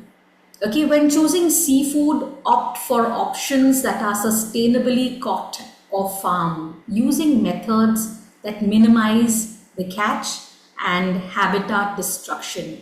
A whole lot of seafood, like I am a major seafood person, but after I read a lot of articles about how seafood is produced and how does it come to my home, it makes me wonder whether I should minimize it. So seafood, reduce meat consumption. So many of us are meat eaters. The meat production, especially from industrialized animal agriculture, has a significant environmental impact. Reducing meat consumption definitely, especially red meat, and choosing more plant-based alternatives can help lower your environmental footprint. Also, it can lower your risks of health diseases, okay, health concerns. Conserve water. You have to also be mindful of water usage in food production, preparation and consumption, which is important especially in water-stressed regions. And my friend Donna also mentioned about reducing package waste. I'm speaking and touching upon this because the food that comes to your plate today, we are so engulfed in jobs that probably don't give us time to, go to the kitchen, and you're too bored or you're too tired of cooking. You will just make a phone call and you will have the food on your plate. And there are so many packaging, the stuff that comes in various packagings, which are just junked out, and it ends up in the environment in landfills, etc. So reuse them, recycle the containers, make very important decisions of taking bags out or your own containers to refill any food items that you probably can purchase. By incorporating these principles into our food choices, we can not only improve our personal health but also contribute to more sustainable and resilient food systems for future. I believe that all of us agree, and you will agree with me, that food is fuel. So you wouldn't starve your car of fuel. So you wouldn't starve yourself of good food that goes into your system. So please be very mindful of all of these choices. I want you to watch another video before I can go on to detailing some and highlighting some more things over here. Why do we need to change our food? I'm sorry.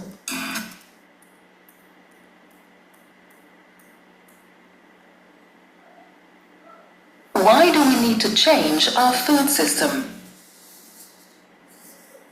Every day you have to eat, just like the other 7.2 billion people on the planet. By 2050, at least 2 billion more people will join you. Will you be able to continue eating the same way? Let's take a look together at 4 examples of our food system's limitations. First limitation: 1 out of every 3 people suffer from malnutrition.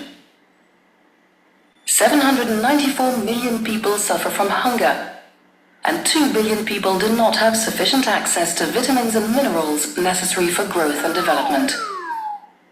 On the other hand, 1.9 billion people overeat, and 600 million of those people are obese. Consequently, more people suffer from illnesses, such as type 2 diabetes. Second limitation: our food is too rich in fat, sugar, salt, and meat. This type of diet has an impact on health and the environment. For example, it can lead to increased heart disease and higher greenhouse gas emissions from meat production. In addition, our food is less diverse. 75% of our food now comes from only 12 plants, including rice, corn, and wheat, and from 5 animal species, including cows, chickens, and pigs. Third limitation: 1/3 of food is wasted. Out of all the food we produce, 1/3 is not consumed but thrown away. Fourth limitation: our natural resources are under pressure. Sources of fresh water are running dry, and existing water resources are becoming polluted. 33% of soils are degraded. Our biodiversity is threatened, with tropical forests disappearing and many plants and animals endangered, such as bees. These problems are intensified by climate change. Such limitations clearly show that our food system must be transformed. Each step of the food system, production, processing, distribution, consumption, needs to be adjusted to ensure healthier food to our growing population and to reduce its environmental impact. But above all, it is necessary to bring all the stakeholders together: government and health authorities, producers, consumers, business people, to break down the silo thinking, examine all the points of view, and work together to define the actions necessary to produce and eat food differently. For example, to reduce greenhouse gas emissions and decrease levels of overconsumption. You too can participate in change. Ask yourself about the food that you produce or eat. Eat a balanced diet and reduce your food waste. Why do we... So we need to change the way we look at food consumption. This is an ideal food pyramid that's there on your screen. And this is the amount of food that you need to eat accordingly. What you need to use sparingly and what you need to use the most. In fact, it's reversible. What we need to use the least We don't eat this exactly the way it's supposed to. The ideal way is that we need to consume more of greens and less of fats. So let us make a very concise decision as to what goes onto our plate and how does it affect us as individuals for our own health as well as the health of the environment. You, my dear students, are very important stakeholders in this entire plan. And you may wonder, how can I as an individual contribute towards planet Earth? Or what changes can I make to save planet Earth? Before I can go on to this, I just want to narrate a very short story. I'm sure you must have heard of this when you were in school. It was a tale about a king who wanted to inaugurate a temple, a Shiv temple. And he had ordered the people in his kingdom to get a pail of milk as an offering to Lord Shiva. And he said, you will come and you will put a pail of milk into this drum. And on the day of the inauguration, I myself will open up the drum and wash the shivling and offer the milk to God, to the gods. So there was one family in that entire setup. The wife told the husband, if I put a pail of water into that drum, if we do that, how is it going to make a difference? So let us put a pail of water. And so they did. Now the day arrived when they actually the king had to inaugurate the temple.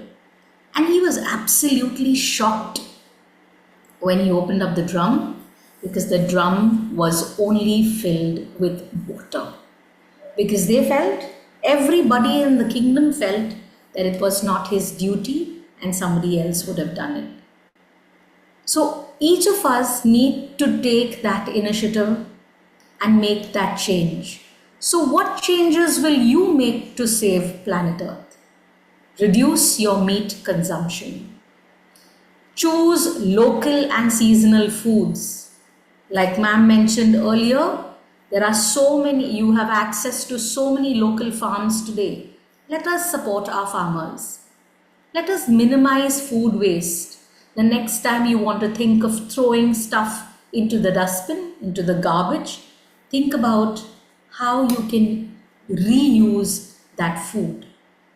Energy efficient cooking methods, the kind of pots and pans that you use, will also signify your contribution to the earth.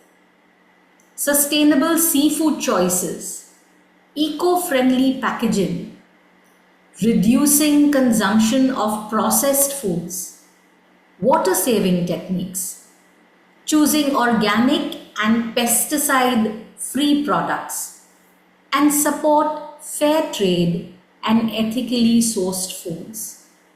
If we imbibe these in our daily consumption of the foods that go onto our plate, I'm sure you and me are heading towards making Earth a happier place to live in.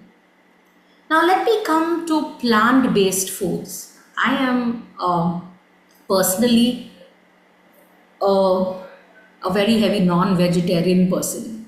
But when I read up these articles, it was an eye-opener on how I should shift to plant-based foods. I'm not saying completely give up on meats, but I can reduce my consumption of meats and look at plant-based foods. Here are some key advantages, and I'm sure this is going to also make a change to your diet. Health benefits. Plant-based foods lower the risk of chronic diseases. It has been associated with a reduced risk of obesity, type 2 diabetes, heart diseases, and even certain types of cancer. When you are having a plant-based diet, there is a better weight management. Plant-based foods are generally lower in calories and higher in fiber, so it can definitely promote a healthy weight.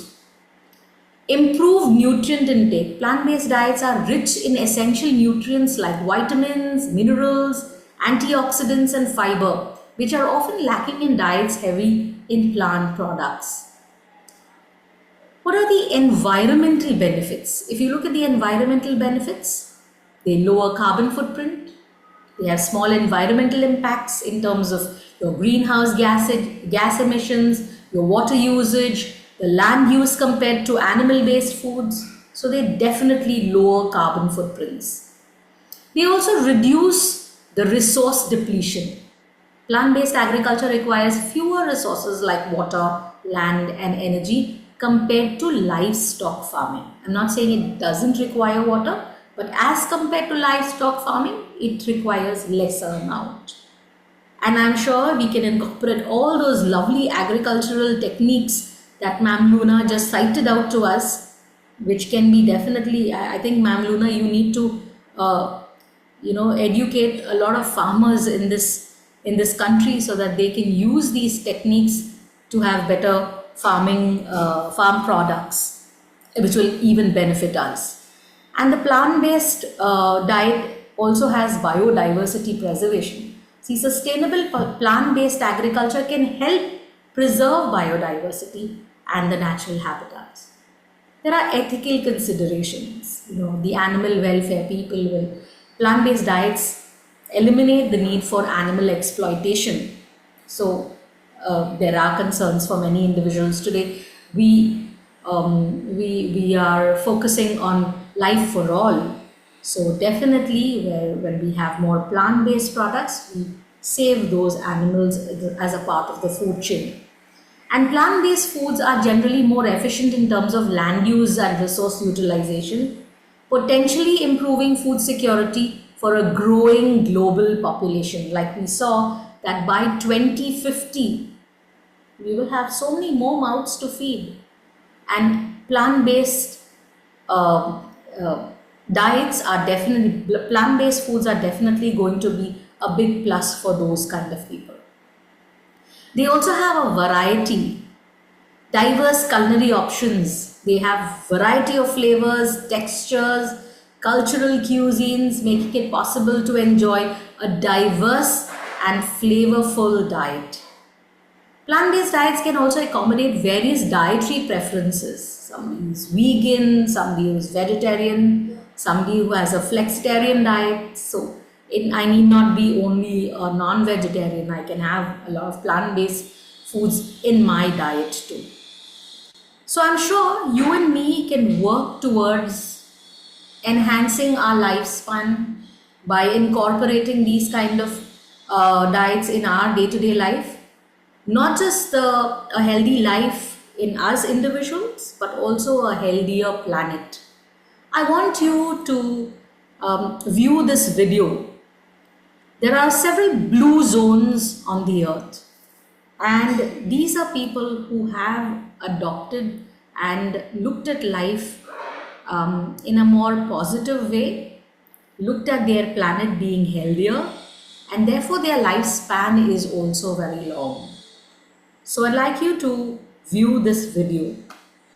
What's the best tea to drink on a daily basis? Wine. I like the way you roll. I have found that most of what people think lead to a long, healthy life is misguided or just plain wrong. What if we could reverse engineer longevity? I spent the last 20 years trying to do just that. Is it okay if Instead of looking for answers in test tubes, I found 5 places around the world called blue zones where people are living to 100 at the highest rates in the world. What is the secret to living a long time? Community. If you're depressed, you're not going to live very long. So the steepness for us is very important. Just by walking, you have an additional energy expenditure. Do we want to be dormant or do we want to serve humanity? These people live to 100 at the highest rates in the world.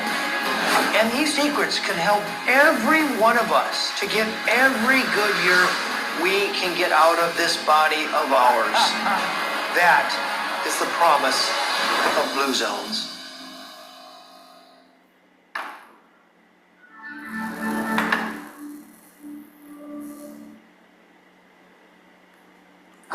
What?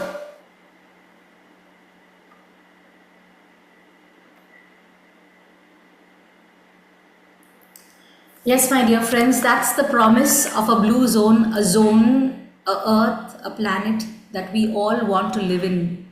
Something that we are happy, a place where we are happy to live in, a life that is long, that is healthy, and we are there not just to live with our partners, but our future generations too. So let us together build a life that is sustainably driven, that is healthy and happy for all. Because sustainability is no longer about doing less harm, it's about doing more good. Thank you for your attention and have a great evening. Uh, Thank you, Vanessa ma'am, for your eye-opener presentation on the sustainable eating and nutrition. And now I think children will look after their plates, what they are eating actually, and what is there in the plate, and what exactly, which quantity they should eat more, and which will be healthier, and again, not producing more of the food waste. Okay, thank you so much. Now moving ahead, we have already finished with the 3 modules. Starting with the introduction about food, then food waste and packaging, and now the sustainable agriculture and eating, sustainable eating and nutrition. Now, the last module is about policy, advocacy, and action, because it's not only about knowing about food and food waste and sustainable eating habit, but also what are the policies and what action we can take on that. So I would like to call upon Ms. Vinita Nair ma'am. I'll shortly give introduction of Vinita Nair ma'am. Ms. Vinita Nair is an assistant professor at St. Andrews College with over a decade of experience in teaching environmental studies.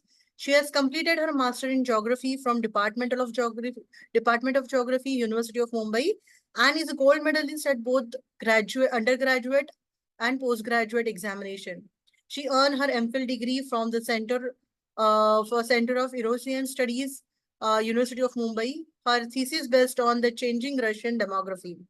She has a diploma in international airlines management and is a IATA Foundation certified executive.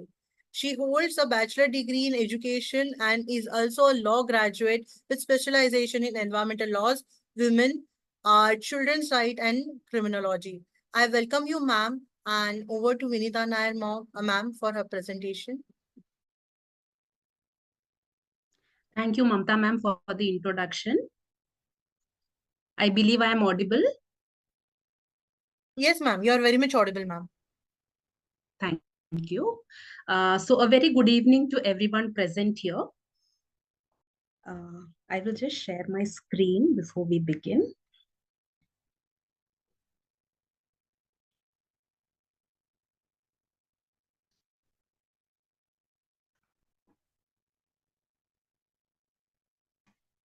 Yeah, so I hope that the screen is visible to you all.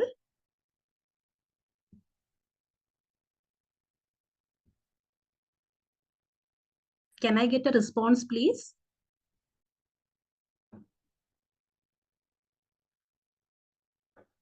Is the screen visible to everyone? Yes, ma'am. Yes, ma'am. Okay. So this was one of the disturbing news that we had all come across recently. And this news, it says that one of the most widely used baby food, so that had different quantities of sugar in different parts of the world. So what could be the reason for this? One of the probable reason is the different policies that different countries have. So from this news article, what we can make out is that this Cerelac, which is a baby food that is being manufactured and sold in Germany and the UK, does not have any added sugar. But when it comes to the developing as well as the underdeveloping country, the amount of sugar per serving, that is much higher than acceptable values. Now, since this article has mentioned about the amount of sugar in baby food in 2 of the countries, I thought why not to find out the status in India. And from the news article, the data that I got is that there are around 2 grams of added sugar into this Cerelac that is being sold in our country. So now you might have got a gist that my talk is based on the policy, advocacy, and action. Food policy. So this basically is the production, the process in which the production is being done, the way in which the food is being distributed to different parts, how affordable it is for people to purchase. So that is purchase. Now, when I speak of affordability, it has to be understood in different terms. It could be economic affordability, where people may or may not have money to buy, or it could be the social availability, or it could be certain cultural availability. Social availability in the sense the food is being available. I don't know how many of you have heard of this concept of food deserts, okay, where there are places where any kind of shop that sells good food is located very far away from the residential areas, and people find it very difficult to go to those places and buy food. So in this case, this is a physical unavailability of food, or it could be certain culture that is restricting people from consuming certain kind of food, or from not consuming certain kind of food. So purchase that involves multiple dimensions, and ultimately what provisions the government has put into place to ensure that people get sufficient food. So that this together forms the food policy, and this food policy influences the operation of food and agricultural systems in different parts of the world. But the basic idea of having a food policy is to ensure that the human health needs are met with. Now, the different decision making factors that are involved, this includes production. Now, production of any kind of a food resource, that depends on the geographical factors, but as time passed by and with the kind of scientific developments that have taken place, we find that there is generation of certain seeds that are genetically modified, and so the pattern of production has undergone a change across the globe. This also includes certain processing techniques, the way these food crops or the food resources basically are being marketed. Now, I think most of us here, not the students, but the elders here can relate to how things were being marketed prior to the era of globalization and the way in which it is being marketed today. So what I remember is, as a child, uh, going to the shop, buying wheat, taking it to the chakki, okay, then you get it converted into flour and then you bring it home. Today, the same thing is being marketed in a different way. So you have different companies that are marketing the same product by saying that these have got certain different nutritional benefits. They try to add how this has been procured or how this has been cultivated, and in different ways these things are being marketed. So the kind of marketing that did not exist at one point of time is being available today, and that influences the purchasing decision of people. In addition to it, it is the availability of these food resources, the way in which it is being utilized, as well as the consumption of food. Now, when we speak of all these, policy makers have a great role to play over here. So to begin with, the first one is regulation of food related industries, that is providing various permissions that are required to grow, to promote certain food resources, as well as to market that. The second thing is establishing eligibility standards for food assistance programs for the poor. So basically, in a country like India, where we have a lot of people who fall under the category of being economically backward, we have this setup of what we call as the public distribution system, the ration shops through which people are given food resources based on their economic conditions. So there are different kinds of ration cards that are given to the people. There is a card that stands for the below poverty line, and there is a ration card that stands for above poverty line. So this kind of a ration card is being given to the people depending on their economic condition. Then ensuring safety of food supply. So how safely the food is being supplied. Next important thing is the food labeling, which we will be discussing, and the qualifications for a product to be considered organic.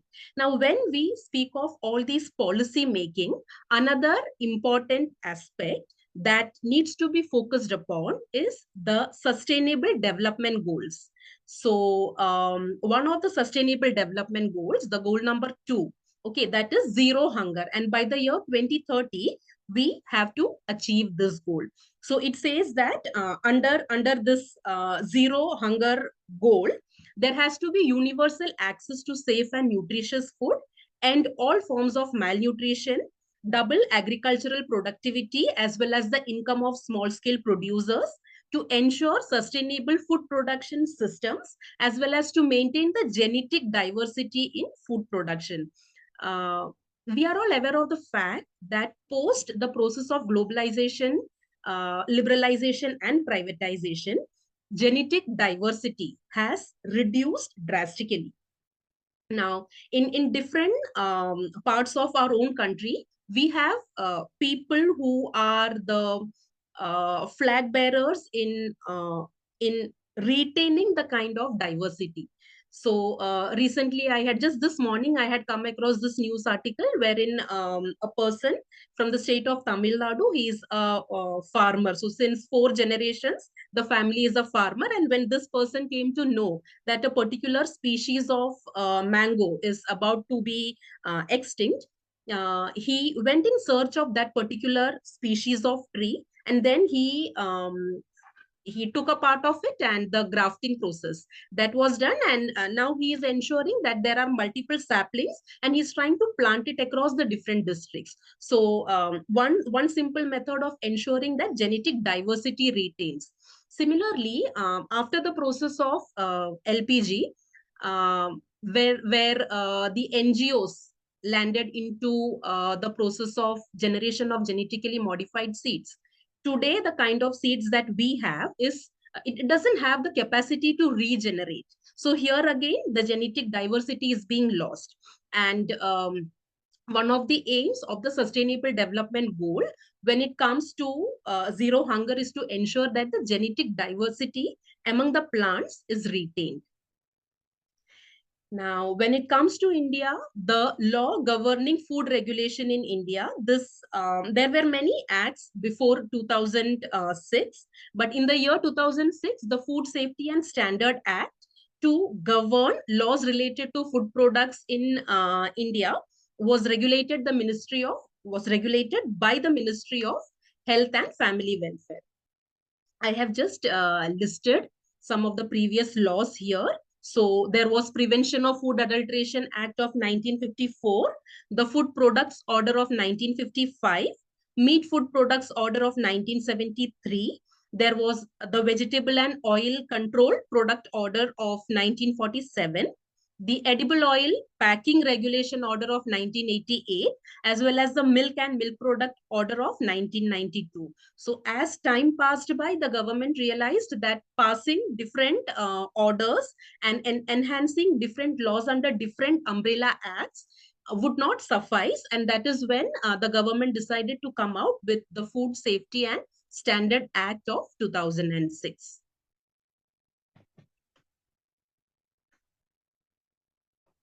So moving ahead, in one of the previous slides, we had seen about food labeling. I am sure that most of the times when we purchase things, there are certain description given, but many of us don't bother to read what that is and to find out the facts.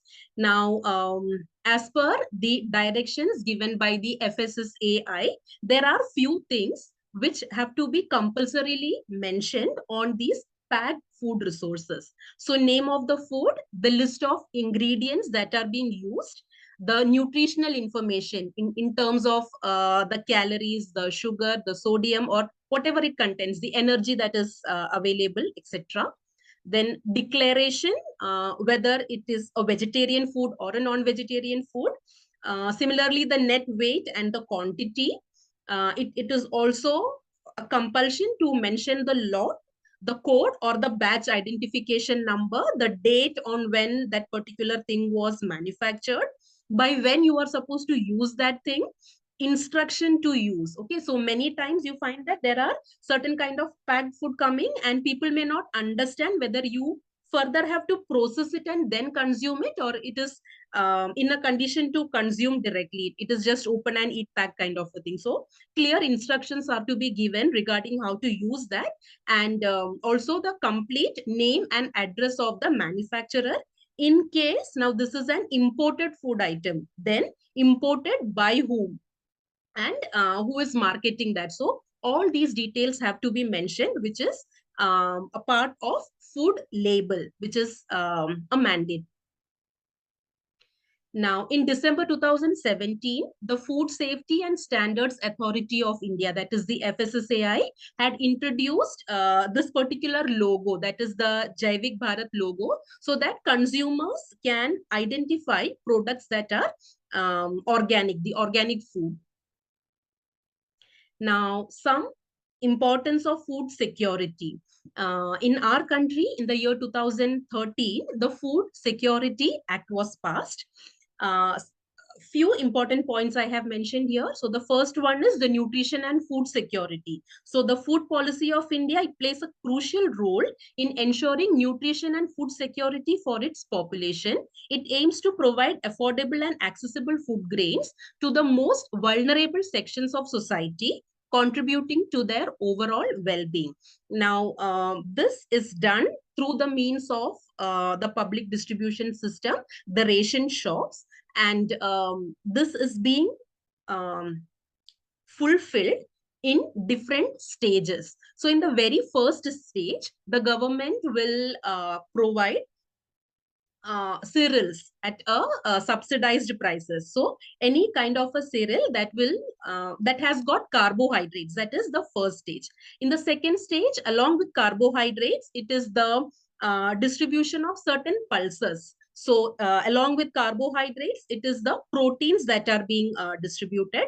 In the third stage, once people are not starving, that is, there is sufficient carbohydrate available, people are now receiving protein, they will add some milk and milk products to it, so that the calcium requirement of the people, of the poor people, that is taken care of. And in the fourth stage, along with the carbohydrates, the pulses, the protein basically, then the calcium, they will try to add the distribution of fruits and vegetables. And in case of people who consume non-vegetarian food, even eggs are being distributed. So this is how the government of India, through the 2013 Act of Food Security, tried to ensure that there is sufficient nutrition being made available to the deserving people. The second thing is the government subsidies. So when we speak of this public distribution system, it is the policy that involves provision of food grains at a cheaper price, at a subsidized price than you find at any other store. And it ensures that the essential nutrition is within the reach of every citizen, addressing the issue of hunger and malnutrition. And thirdly, it is the establishment of the Food Corporation of India in the year 1965, that marked a significant step in the procurement, in the storage and distribution of food grains, forming the backbone of the country's food security framework. So basically keeping a buffer stock, and in times of need, that is being distributed to the masses. The public distribution system, or the fair price shops, or the ration shops that we commonly know. So through a network of fair price shops, the public distribution system ensures the distribution of food grains to millions of households across India, offering essential sustenance at affordable price, ensuring that no one is left out when it comes to food security.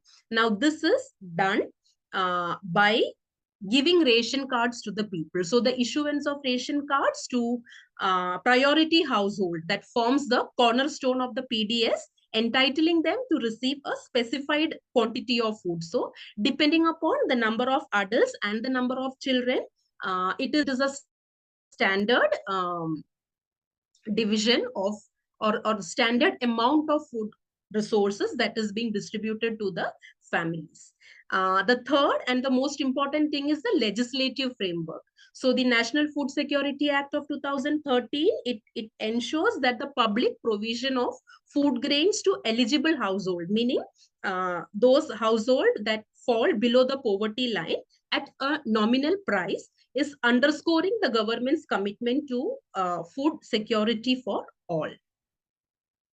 Now, the role of the fair price shop, that is the inclusive access, that meaning fair price shops, they serve as the primary point of contact for citizens, especially in the rural areas. And it ensures that the essential food crops are being made available at a subsidized rates, and ensuring that the benefits of the PDS that reaches to the grassroots level. The second thing is the community outreach. So the presence of fair price shops within local communities, that is at the grassroots level, will foster a sense of inclusivity. People feel that they are involved, and that provides a lifeline for vulnerable households, and it also contributes to social welfare. And thirdly, it is the economic impact. So these ration shops, they play a role in stimulating the local economies, serving as hubs for economic activity, and thus contributing to financial well-being of small businesses. Now, some of the challenges that exist. So it is the persistent malnutrition, the inefficiency in the supply chain, and the climate change impact that people across the globe are facing. So the first point, the persistent malnutrition. Despite the efforts of the food policy, malnutrition still remains a concern in certain parts of India, necessitating a re-evaluation of strategies to address this persistent issue. When it comes to the supply chain efficiency, ensuring that efficient distribution of food grains across the country possesses logistical challenges. So many times physically the food is available, but ensuring that the food reaches a particular place that has a remote location. Now, this could be due to lack of connectivity, or there may be just a bridge that is connecting a particular remote area, and it is flooded during the monsoon, and so the food cannot reach that place. So there are multiple challenges that come up, which will require innovative solution to streamline the supply chain and to ensure that there is minimal wastage that takes place. Lastly, the climate change impact. So the impact of climate change on agricultural productivity underscores the need for adaptive measures within the food policy to mitigate the effects of environmental factors on food security. Now, every year, there is something called as Global Hunger Index that is being calculated. And as per the latest record, out of 125 countries, India is at 111th position. That shows, or that reflects, how grave the hunger in India is. It shows lack of food resources that are what you say, unavailable to people in India. So this portrays India into a very bad picture, unfortunately. Now, over a period of time, people have now, especially in the rural areas, people have now become aware with the public distribution system. They keep on buying food resources that are distributed through the ration shops, but there is lot of misuse of resources happening. Okay, so there were few measures that the government had to put into place to overcome certain challenges that they were facing. So the first one being e-governance initiative, that is digitalization of the PDS, which has led to greater efficiency and transparency, enabling beneficiaries to access their entitlements through digital platforms and reducing bureaucratic hurdles. So earlier, when someone wanted to apply for a ration card, you had to run to the ration office, you have to run to from pillar to post. At times you had to bribe people to get the ration card, and that was a basic document that people had at one point of time. So today that has undergone a change, and with the e-governance initiative, getting a ration card has become much easier. Second is biometric authentication. So when these food resources are being made available to people at a subsidized price, many times there are members of families who may move out from from that particular locality, from that geographical area, or possibly when someone passes away, the person has died, but still the family will purchase whatever ration the quota is being available is being given to that person. So to reduce this kind of, or to cut down this kind of a malpractice, there was need to have biometric authentication. That is, all the members whose names are there on the ration card, they have to go to the ration shop and they have to give their thumb impression, their biometric. So that is about biometric authentication.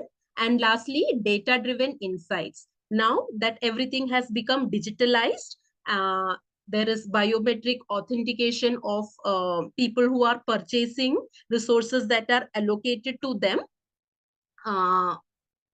The collection of these data insights, and the what do you say, the policy makers, the way they influence the policy making process, that has become even more effective. So that is about data driven insights. All those malpractices where at one point of time the food resources being sold in black, or maybe kerosene that was sold at one point of time only through the PDS, all that malpractices have come to an end. So the digital transformation of PDS has some of these advantages. Now coming to certain other policies. So the inclusivity and equity, gender inclusive policies. So if there is anyone here who are still entitled to get ration from the ration shops, we find that very recently meaning some 5-6 years ago, it was made a compulsion that for every family, the female should be the head of the family when you are mentioning the name in the ration card, and that she should have a separate bank account where she is going to get certain benefits. So that is gender inclusive policies, ensuring that women are not sidelined and that they get certain benefits. The second aspect is the rural-urban disparity. So efforts to bridge the gap between the rural and the urban areas with respect to access to food resources. This is one of the integral aspect of the public distribution system, and it ensures that irrespective of the status of a place, irrespective of whether it is an urban area or a rural area, everyone will have equitable access to basic nutrition. And thirdly, the vulnerable communities. So the PDS prioritizes vulnerable communities, including marginalized populations and those in remote areas, ensuring that the benefits of the system reach to those who deliberately need it. The policy evaluation and adaptation. So there is a monitoring mechanism, which I just mentioned about. Okay, so everything has become transparent now. It is digitalized. You need to go and give your biometry once every month. So the monitoring system has become very efficient, and a lot of malpractices that happen has been drastically reduced, and people are held responsible now. Adaptive measures, the ability to adapt the PDS to evolving socio-economic dynamics and demographic shift is very important to ensure that the system remains responsive to the changing needs of the population. And lastly, the involvement or the engagement of stakeholders. So engaging with stakeholders, including local communities and civil society organization, fosters a participatory approach to policy evaluation, ensuring that the PDS remains aligned with the aspirations of the people it serves. So people have certain requirements. It is these stakeholders who try to analyze what is the requirement, what kind of nutrition is to be given, what kind of population is to be catered. Also trying to analyze the demographic pattern of that particular population to which it caters, to which it serves, and accordingly coming out with adaptive measures.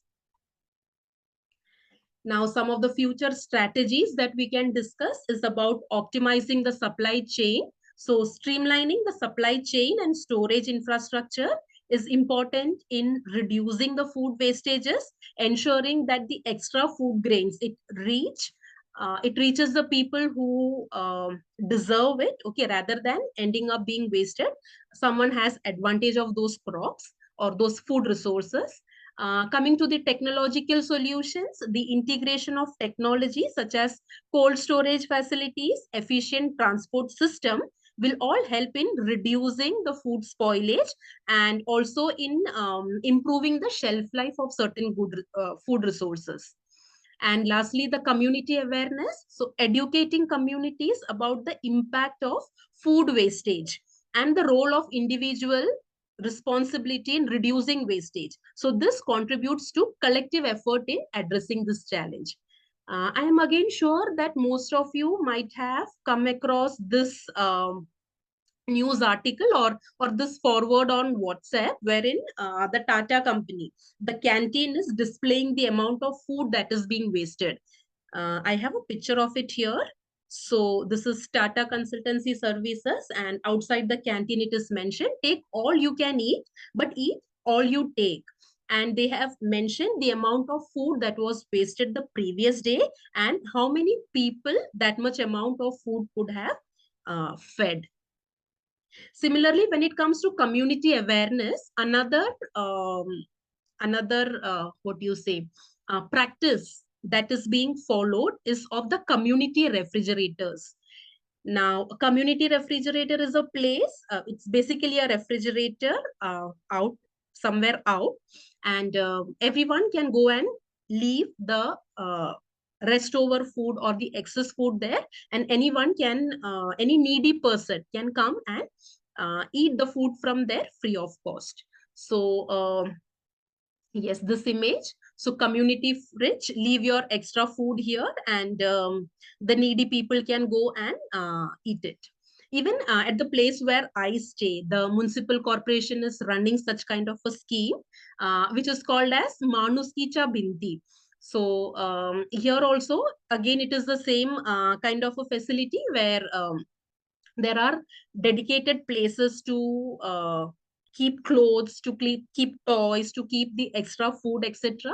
And the needy people can come and take whatever they need from there. So such kind of social awareness has to go on.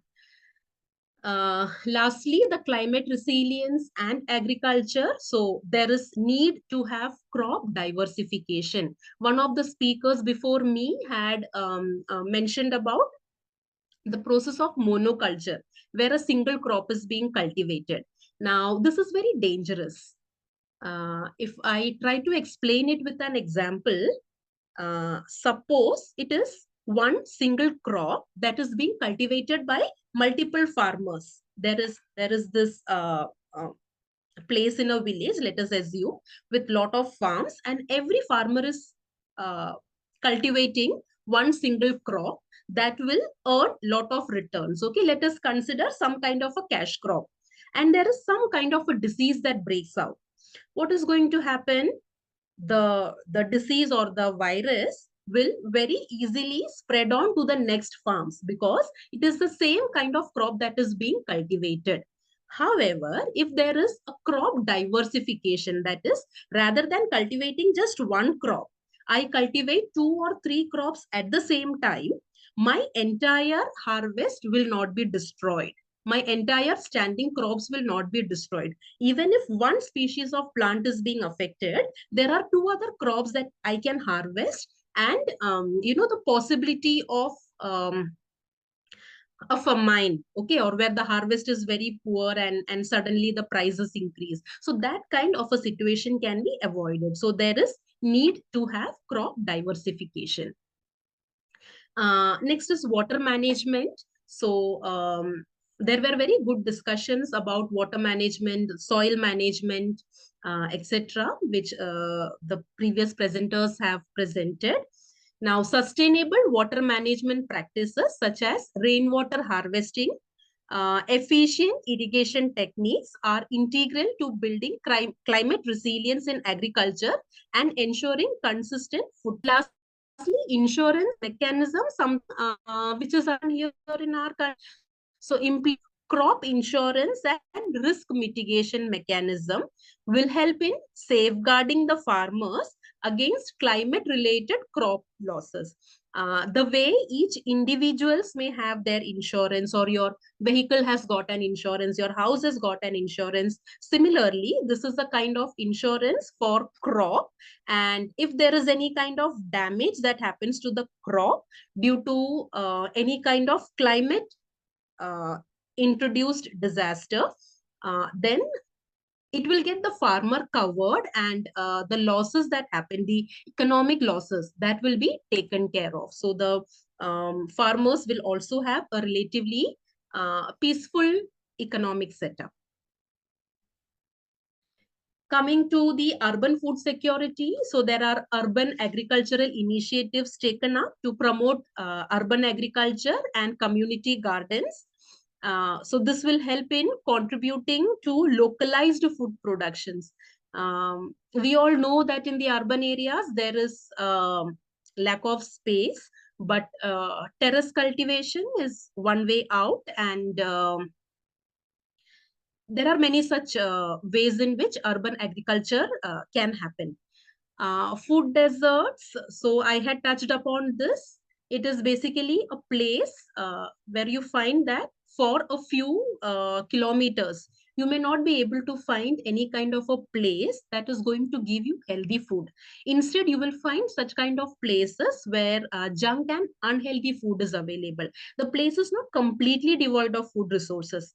Food resources are available, but something that is unhealthy for human consumption. So such kind of food resources are available in the food deserts. So addressing the issue of food deserts in urban areas where access to affordable and nutritious food is limited requires innovative solutions such as mobile food markets as well as community food cooperatives. And nutritional education being given to the people. So rightly that has happened some time ago, where the speaker made the people conscious. So what goes into your plate and what goes into your body matters a lot. Educating the urban population about the importance of nutrition and healthy eating habits is essential in addressing the unique challenges of urban food security. My last slide. So collaborative governance, that is the way out. Multi-stakeholder partnership where all the stakeholders are involved in coming out or in drafting the policies and implementing them. So this involves the government agencies, the civil societies, the various organizations, the private sectors, all together to have a holistic approach in ensuring that sufficient amount of food is being made available to all people at all point of time. Policy innovation, so encouraging policy innovation and experimentation such as pilot programs and policy incubators. It enables the exploration of new approaches to enhancing food security. And lastly, community empowerment, so empowering local communities to take ownership of food security initiatives through participatory decision making and community-led interventions which can enhance the sustainability of food policy strategies. So that was all from me. If there are any questions, you may ask me, please.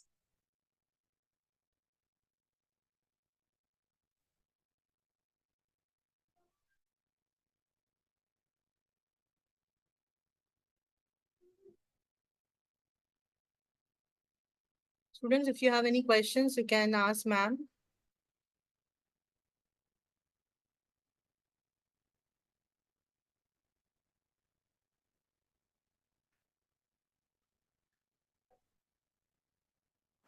No questions?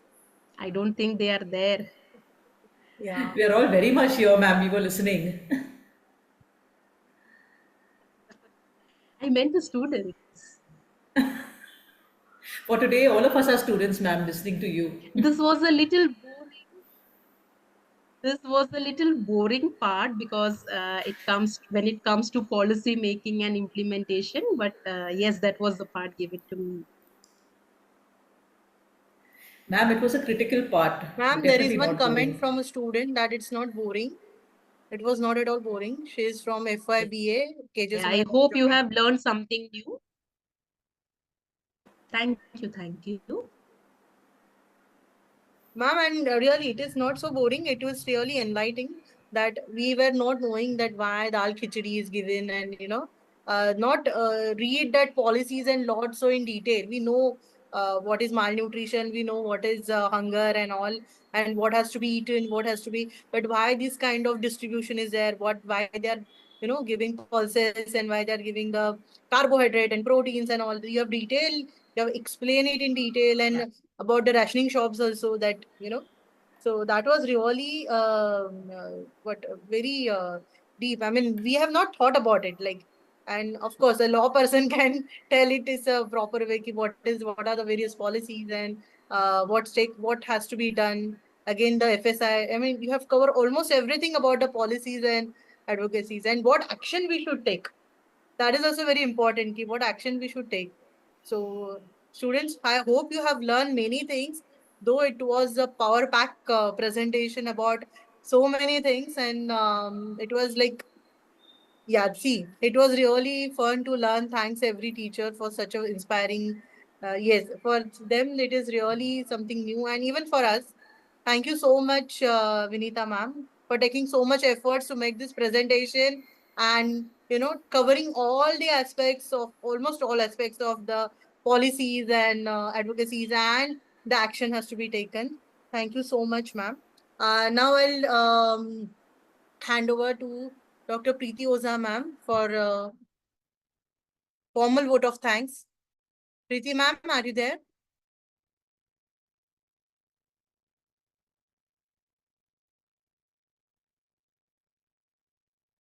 Hello, Preeti ma'am.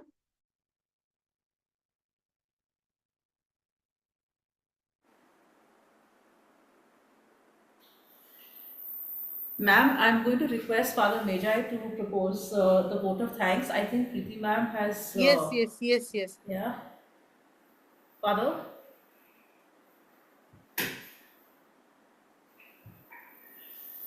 On behalf of all of us gathered here, I'd like to thank the organizers. I'd like to thank the speakers. See a lot of spade work done. I was quite impressed to learn a lot from them, because the way they were speaking and the way they were presenting, could see a lot of research done. I want to say thank you to each one of you for being present.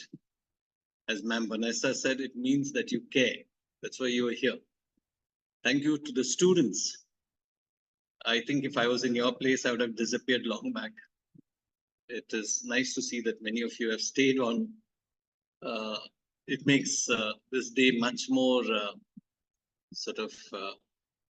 very good, because it's Earth Day. So we thank you for being there, and thank you to each one of you. Thank you to all of you gathered here. God bless.